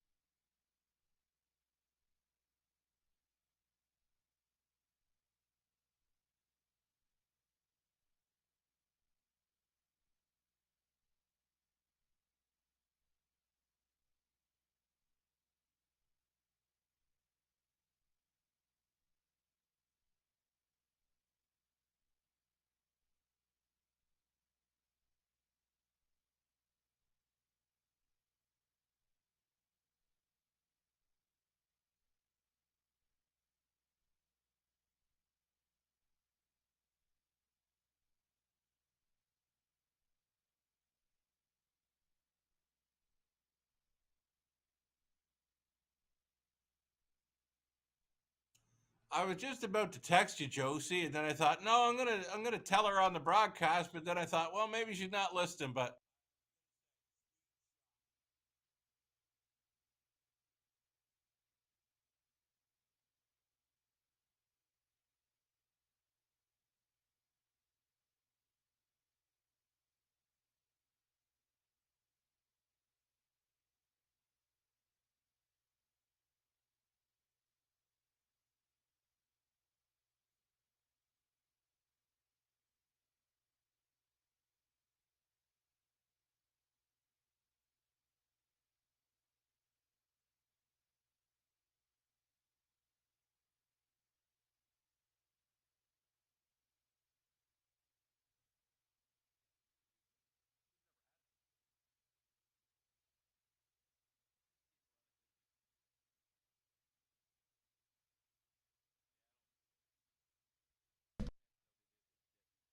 Fans note it is a dead heat for second between Esquire and Fashion Contender. Dead heat for second.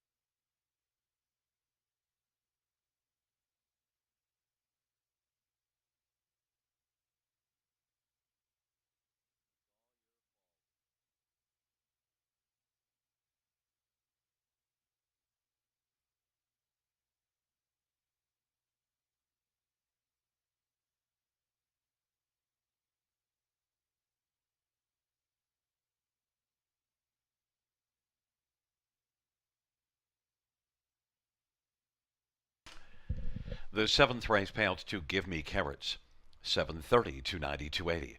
For Esquire, 210 230. 7 Fashion Contender, 250 270. $2 Exactro 2 and 4 is 770, and the 2-7 is 1240. Dollar tries of 247 935. The 274 1430, and the super is a dollar ticket 2478 is 2560. The 2748 is 3795.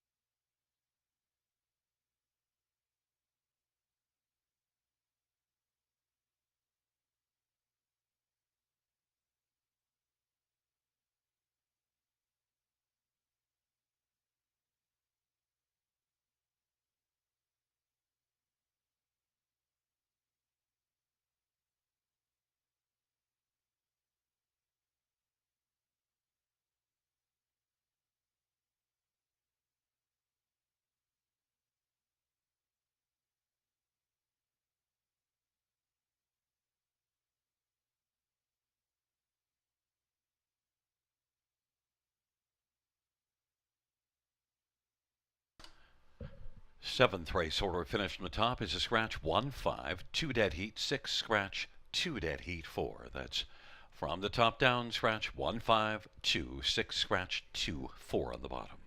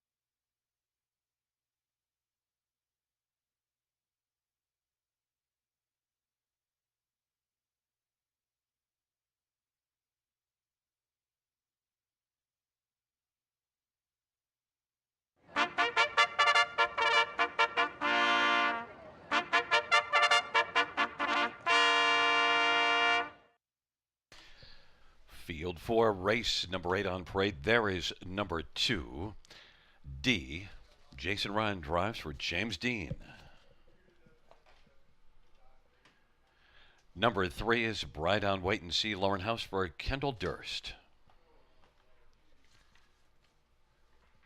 Number 4 is Century Liberty, Louis Gregg for Matthew Trelford and Rick Ryer.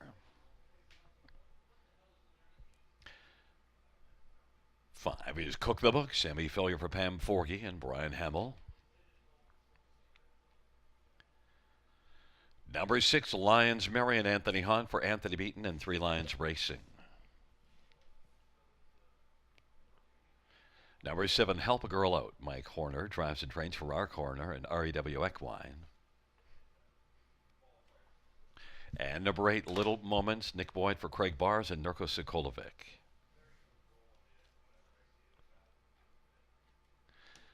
Number 1, Lydia Go, Austin Sorry for Joe McIsaac. Field of 8 for race number 8. And, well, Sugar, last race I said my horse beat yours. And did you notice it was actually a dead heat? So I got caught being a little cheeky. But let's get right to it here. Number 5. Yeah, well, you know what happens. Sometimes you just go out on a limb and then you get spanked for it. But Cook the Books, you know what? Second beaten a nose last time out and Cook the Books. We both have this one on top, so I won't be differing with you in this one. I like this horse. I had a chance to see him mid-May over London. Paced a big back half on a very wide side. Rob Doyle was on for that occasion. And, went over to Clinton, made a break there. So he's back onto a big track. Grand River Raceway's 5/8, and he got along great. Paced another big back half, just missing by a nose, 55-3. Gary, this horse sitting on a win. Well, look, you're making a statement here with Cook the Books. 3-1. I'd love it if we can get 3-1. We both think the next choice is the same one also. Lions Marion, Anthony Hahn with the drive on number 6 Lions Marion. 4 Anthony Beaton. We saw Anthony already with a win this evening. One that you took all alone. You were the only one with that winner. So Lions Marion and Anthony Hahn is currently at a nice price of 4-1. It's kind of a tricky race. I know we're both on the same page. We're both using 5 and 6 in the front spot, and then both using 1 and 8 with flip-flopping order 3rd and 4th. But we're both using horses that don't show a whole lot of early speed. We might be in need of some pace to chase, but again, nice back halves for both of these horses in their latest starts. So I think that's why we're getting some pretty good value on both. The exactor should come back well on these two. Should have come in 5-6 or 6-5. So I'm going to hold on the 5-6 and hope that the prices keep on going. Yeah, 3-1 and 4-1. So we'd be sitting on a nice ticket. But down on the inside, your third choice is one Lydia Go. You got Austin Sorry driving, and look, this is one last time out at Georgian. Just got away 4th and didn't really make much of a move, but it was a mile of 54-4. And now with the inside, maybe we'll blast out because I see a little speed over in London at the Prospect Series. Did show a bit of speed there, and London did show a break at Clinton, and over at Georgian did put up the mile on 54-4, though he was passed by a couple of horses late, and that was the question mark for me on this Daughter of Danson Lou. I could see her taking action. I can't see her at 9-5 though against this is a deep field, maybe a little more wide open than the tote board would suggest right now, but I just couldn't put the one in the top spot, especially after getting passed by a couple of horses over Georgian in the latest, and just the one win this season. It was 58-2 over London, which is kind of quick mid-May. I just couldn't get there though, Gary. There's Austin taking the shortcut, following through the infield. And a quick thought on number 8, Little Moments outside post, but has been racing well. Nick Boyd seems to find a way racing at the river. You know, he had that big mare back getting a piece of the high 5 in the 5th race from a nice drive. And I think the angle for Nick is just to take back and get what you can late. I don't see it as a win factor, but an outside chance to get a part of the try and superfecta. Well, we have 8 for race number 8 taking up their positions. Lydia Go and D. Bright on Wait and See on the inside. In the center, Century Liberty, Cook the Books. To the outside, Lions Marion, Help a Girl Out, and Little Moments. Field of 8. Race number 8. Field for the 8th race. All in position. And Little Moments from the outside is going to have a moment early. Century Liberty and Bright on Wait and See and D. And on the inside, 5th is Lydia Go. Then it is back to Cook the Books and Lions Marion and Help a Girl Out. But right now it is Bright on Wait and See who's got the lead.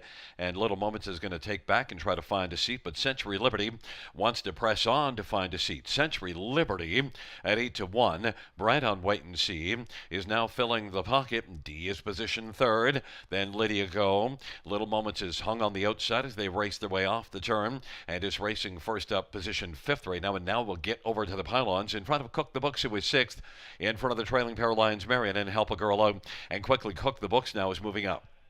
And Cook the Books is going to have covers. Popping up from 3rd goes D.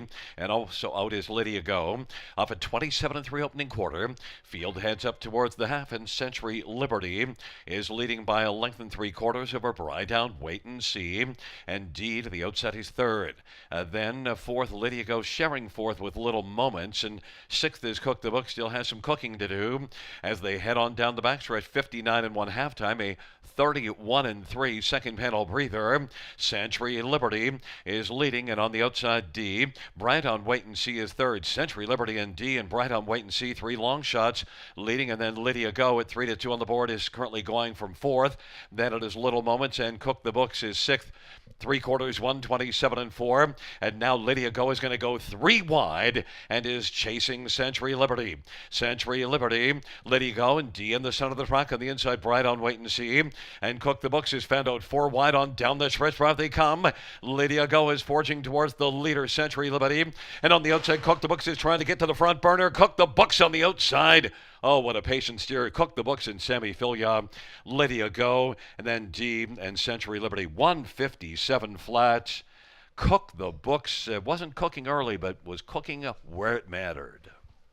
Well, you said it perfectly. What a drive by Sam Filion.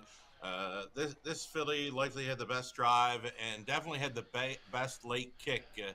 We were looking for a hot early pace because we knew we were dealing with a closer in our top spot, right? Cook the Books, no early speed. They were parking 3 deep through the opening quarter, 27-3 contested to that point.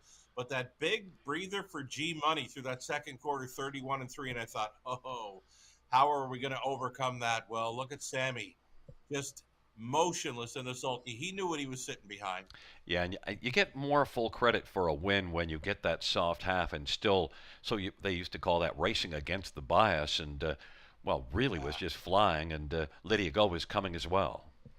Yeah, absolutely mowed them down on the wide side.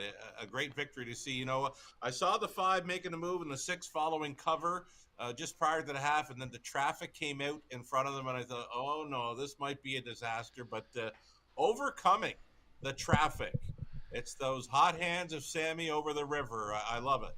And at least the traffic was able to carry him far enough, and then he could do the rest on his own. Yeah, indeed. There was some flow. It wasn't quick flow. Because, like I said, that 4-horse with, I guess it was Louis Gregg, maybe, on the 4. Or was it Garrett? No, Louis Gregg, you're right. It was Louis. Louis was on the 4, so he was able to get that second quarter breather. I thought it was going to be tough. Did stay on for 4th, but just so tough to overcome a backed off quarter when you're sitting near the back of the bus, and it's exactly what Cook the Books did. That's a big mile. You know, it's just 57, but such a big overcome. Yeah, and I think that's the most credible part of it, is just racing against the bias and not just getting up, but really getting up. And easily late. Back in front of us, number 5, Cook the Books, a 3-year-old Shadow Play. Brown filly owned by Pam Forgy and Brian Hamill. Pam Forgy, the trainer. Sammy Filia, the winning driver. First win for Cook the Books. 157 flat.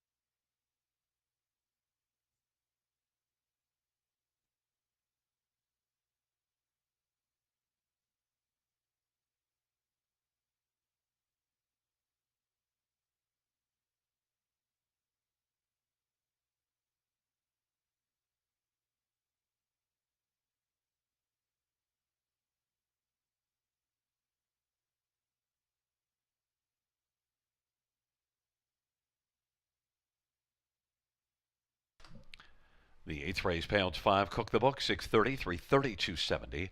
1, Lady Go, 270, 220. And 2D, 340. $2 exactor, 1470. Dollar try, 24.85. Dollar super, 124.90.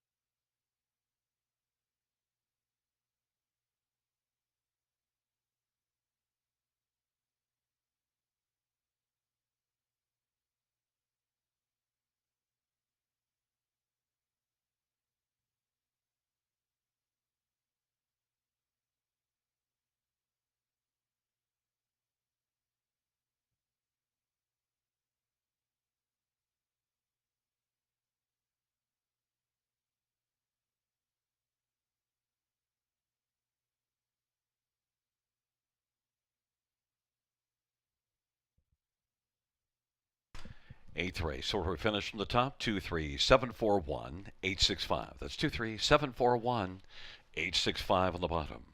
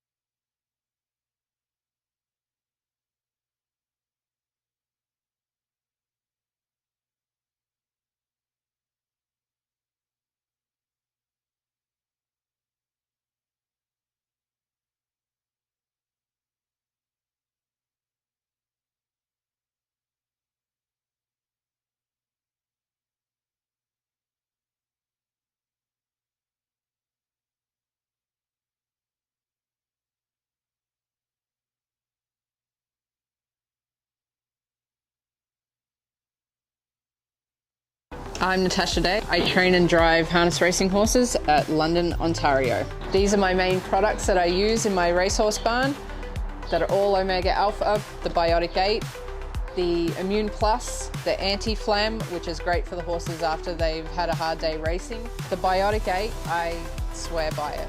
Get all the dapples out, gets the old coat out, gets everything pumping and moving and makes the shine really come out.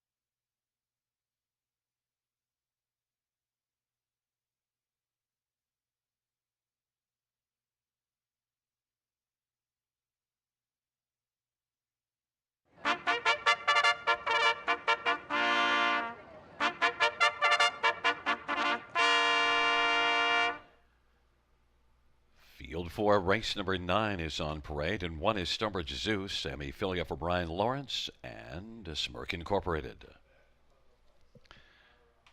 Number 2 is Prince of Sussex, Daryl Thiessen for Gerard Demers and Mark LeMay. 3 is All-Star Goldie, Garrett Rooney for Steve Watson and All-Star Farms. 4 is Goober Smack, Paul McKenzie for Suzanne Kerwin and S&R Racing. Number 5 is Like Chaos, Bruce Richardson for Joe Coffey. 6 and 7 are scratched, as well as 8 Vimy Rich Venti. And 9 is Up and Away, Blue Chip Austin Surrey for Gerard Demers. It's a field of 6 now, a full field that's shrunk a little bit. But number 3, All-Star Goldie, your top choice. And, well, I can see where you get to All-Star Goldie because the last race, that was pretty good. Yeah, I kind of like this one last time out, and I like her again tonight. Garrett Rooney will be staying on to drive, and he gets along fine with her. Gate to wire over London winter, early May.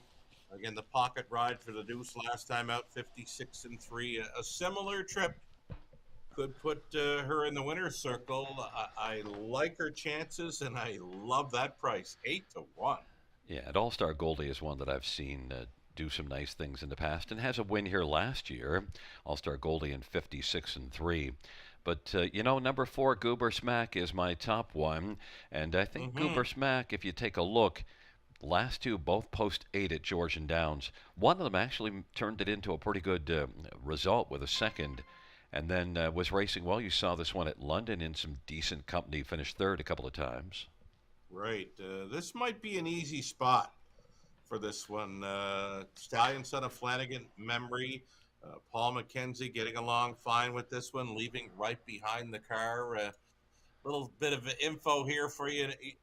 I'm going to bring you back to about 42 years ago. Paul McKenzie on a Wednesday evening about 42 years ago, driving 5 winners at Sackville Downs in Nova Scotia. So he's been doing it a long time, 5 wins 42 years ago, and likely had 5 win nights many, many times over the next 4 decades. Yeah, and when he got those 5 wins, who would have thought that he was going to get more than 9,000 more than that, because he came to Flamborough around about 80 and then just kept rolling. And you know what? He doesn't show any signs of slowing down. He's still got a 220 driving average this year, and he's willing to travel all over the countryside. He's a lifer. Oh, he's a lifer, all right.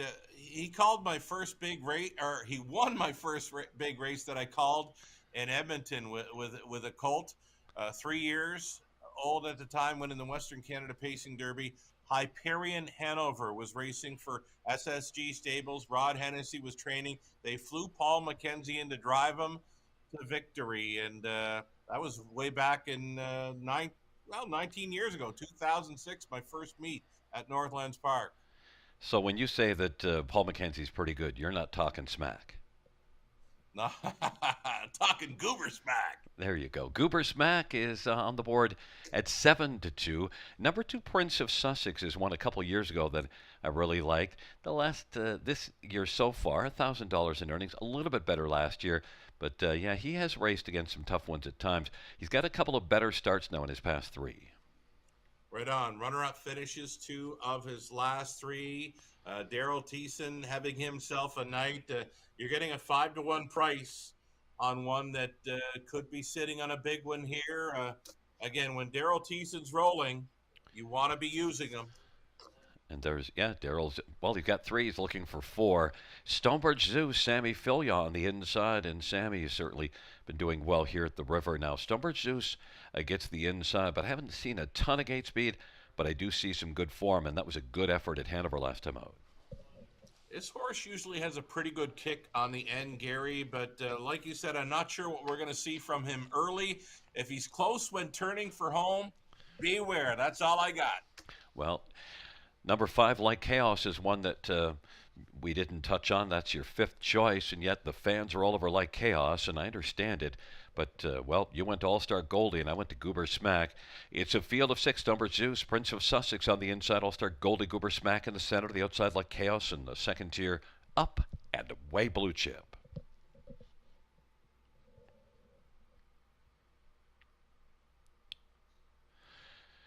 It's a field of 6 for the 9th race.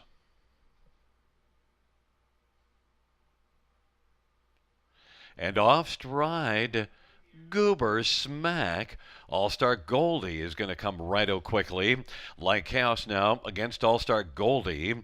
And Prince of Sussex is 3rd. Then Stonebridge Zeus. And then back further, Up and Away Blue Chip. And now Goober Smack has a lot of work to do trailing the field. Like Chaos is even money. The board has got the lead.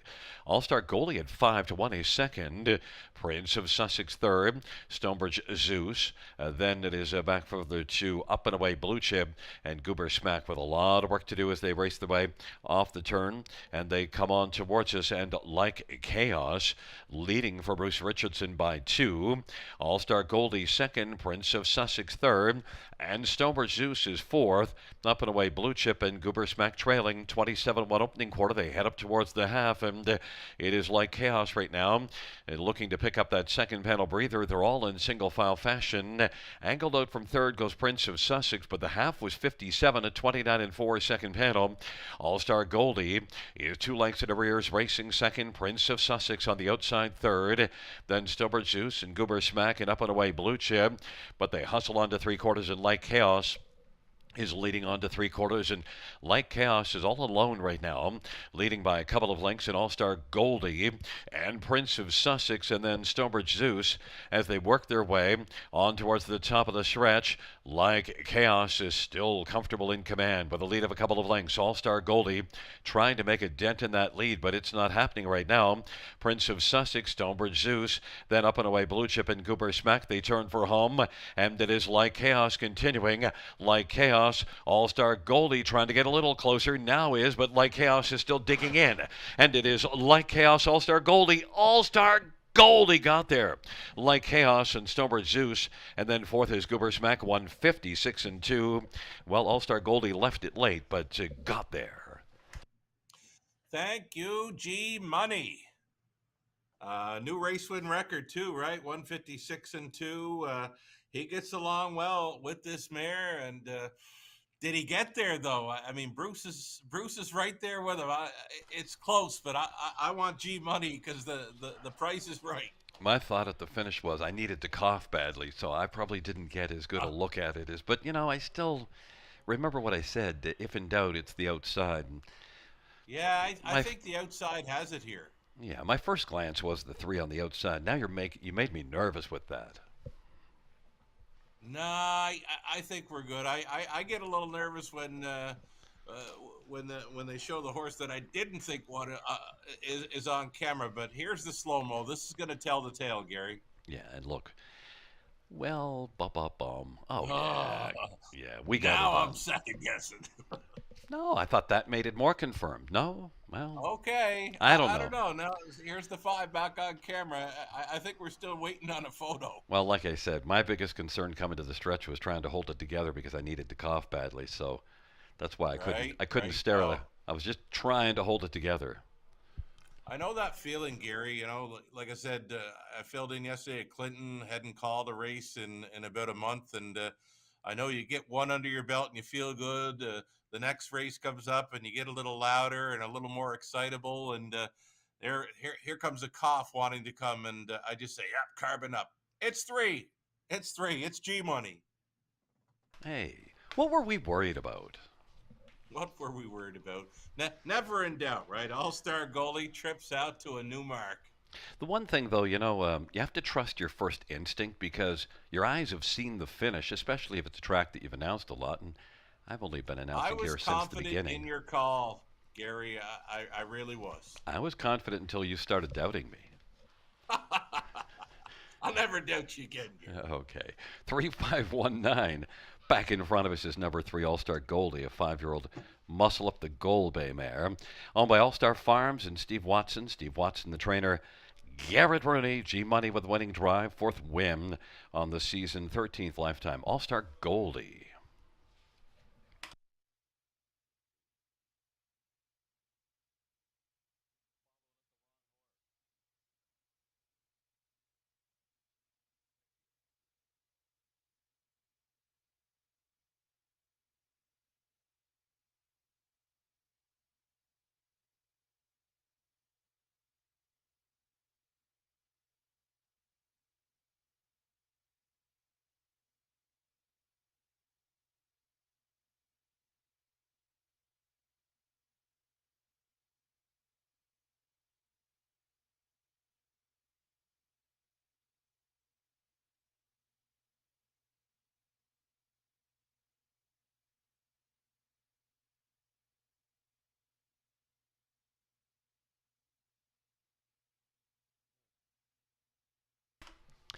Ninth race. Official results 3 All Star Goldie, 1310, 530, 260. 5 Like Chaos, $3, 210. 1 Stonebridge Zeus, 420. $2 exactor, 53.70. Dollar try, 179.85. Dollar super, 1400, 14.50. The 20-cent super, 282.90.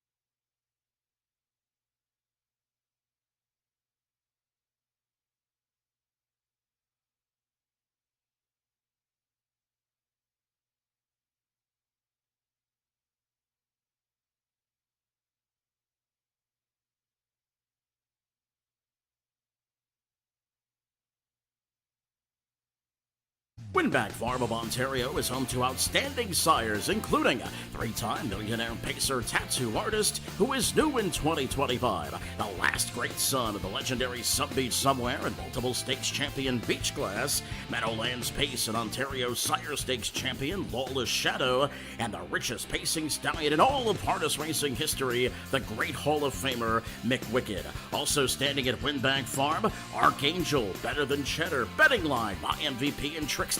For more information, visit winbackfarm.com.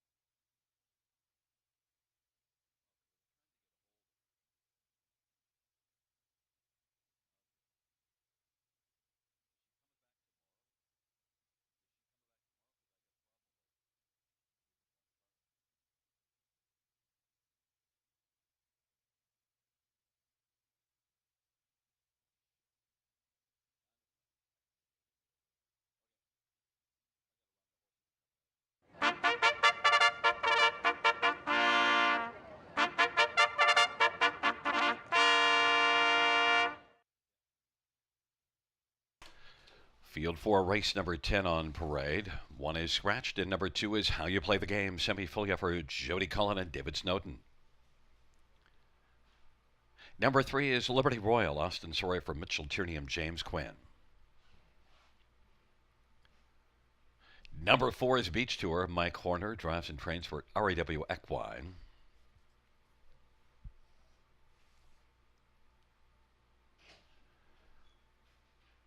Five is Keystone Dakota. Steve Houdon for Laura Toscani and Martin Kepfer.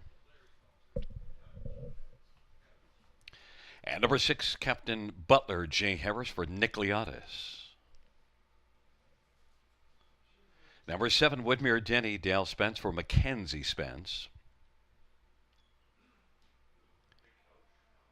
8 is Dow's Up. Daryl Thiessen for Lindsey Kern, Sally Charlton, and Sergio Vespa.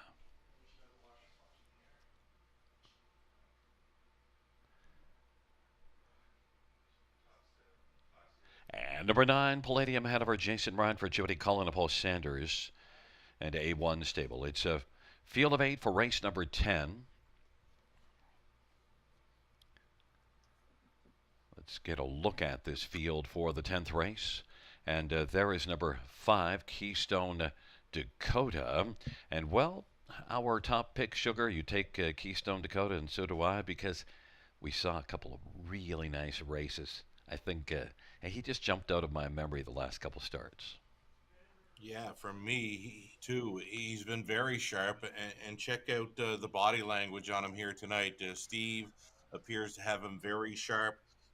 Once again, trained by Laura Toscani. He's been a runner-up finisher in each of the latest two. He's got some big early speed to work with. He's sitting third, 25 and 4 in the latest. He takes control for halftime in 53 and 3. And I thought, what is he going to have left late in the mile? Well, he stayed on for second in a trip of 153 flat. Now, he just come home in 30 and 2, but I mean, 153 speed for that class is huge. And now he appears to be facing a slightly easier competition in here. So my single on the end of this Big Five play, I'm going to stay with him on top. 2-1, decent price.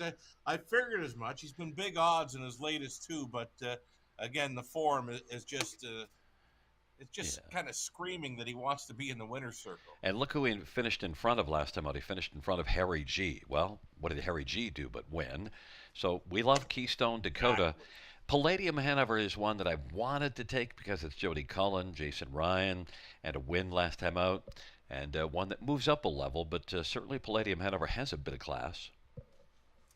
I would have bumped him up in my picks. I might have put him in the top spot had he drawn better.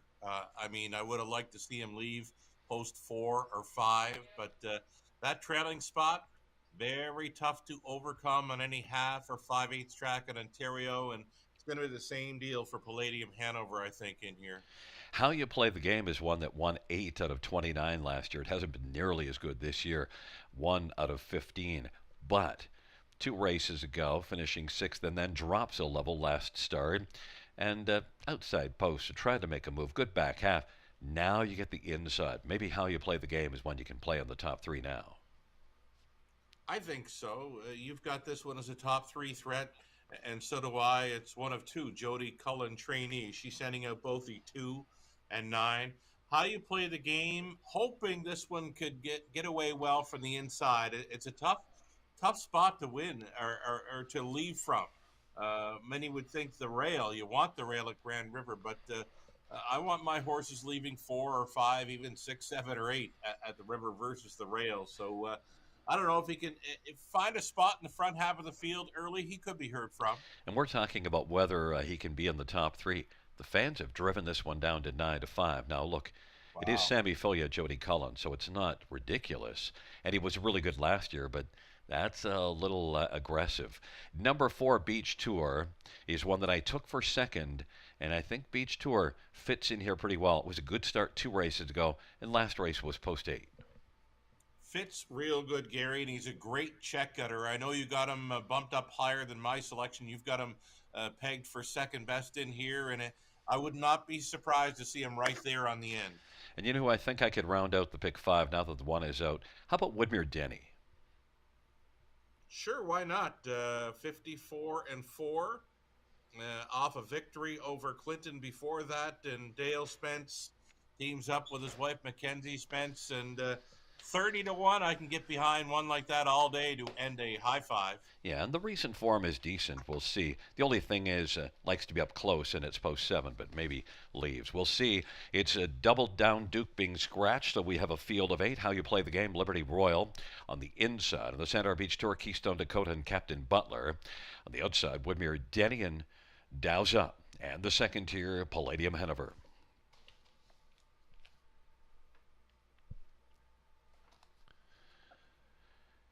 It is a field of 8 for the 10th and final dash. And they're at the start of the rough. And getting out alertly, Keystone Dakota, Dows Up, and Beach Tour is racing third. Then How You Play the Game and Captain Butler, Palladium Hanover, Liberty Royal, and Woodmere Denny is right now trailing the field. Now Dow's up, and Daryl Thiessen came on to get the lead, but it's going to be a short-lived lead as Keystone Dakota wants to loop back around. Keystone Dakota and Steve Houdon is back on top. Keystone Dakota 3-2 on the board. Dow's up at 20-1 is racing second. Beach Tour third, and then fourth is How You Play the Game, but he's going to stay on the inside because Captain Butler popped out and gave cover to Palladium Hanover. The trailing pair are Liberty Royal and Woodmere Denny off a 26-2 strong opening opening quarter. It is Keystone Dakota who leads. Long shot Dow's up, who's 20-1 and is 2 1/4 lengths off the lead, racing second. Beach Tour third. Captain Butler's fourth. And How You Play the Game is playing fifth to the inside. Palladium Hanover, Liberty Royal, and Woodmere Denny. And they hustle on to 3/4 off a half of 54 and 3. Keystone Dakota, Dow's up. Captain Butler racing third, and fourth is Beach Tour. And then fifth is How You Play the Game. Palladium Hanover, and then Woodmere Denny, and trailing is Liberty Royal.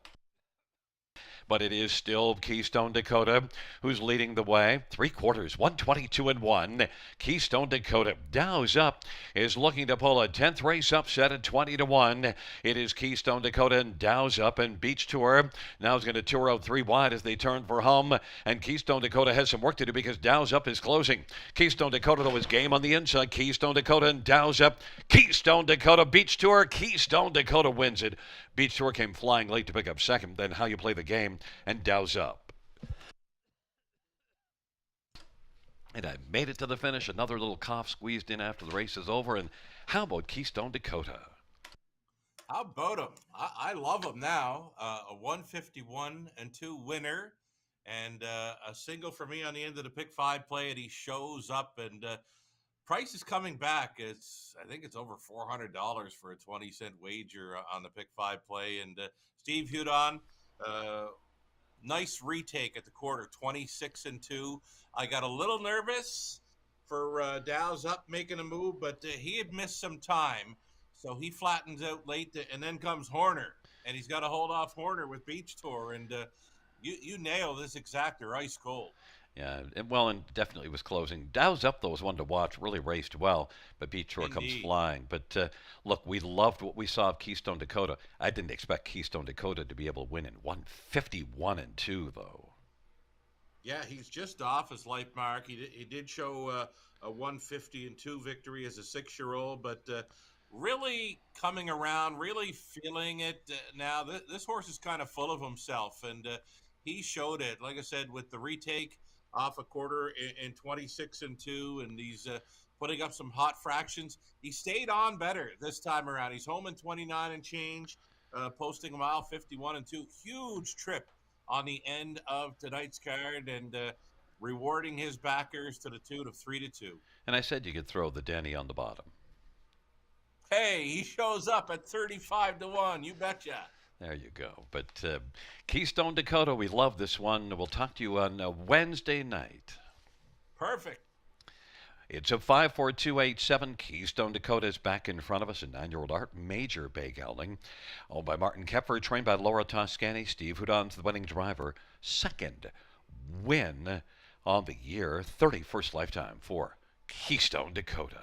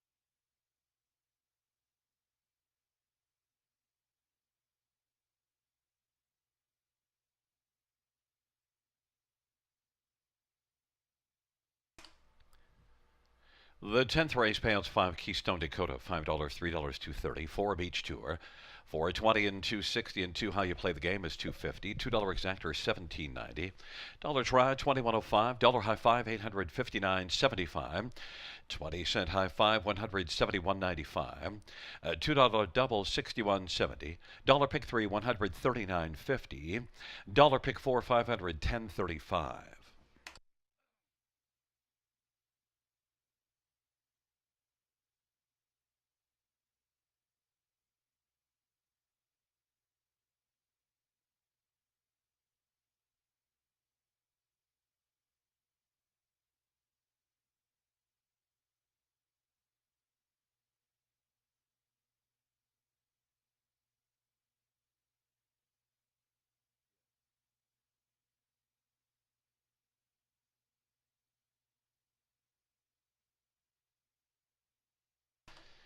The 10th race order of finish from the top is a scratch 382-17546. That's scratch 382-17546 on the bottom.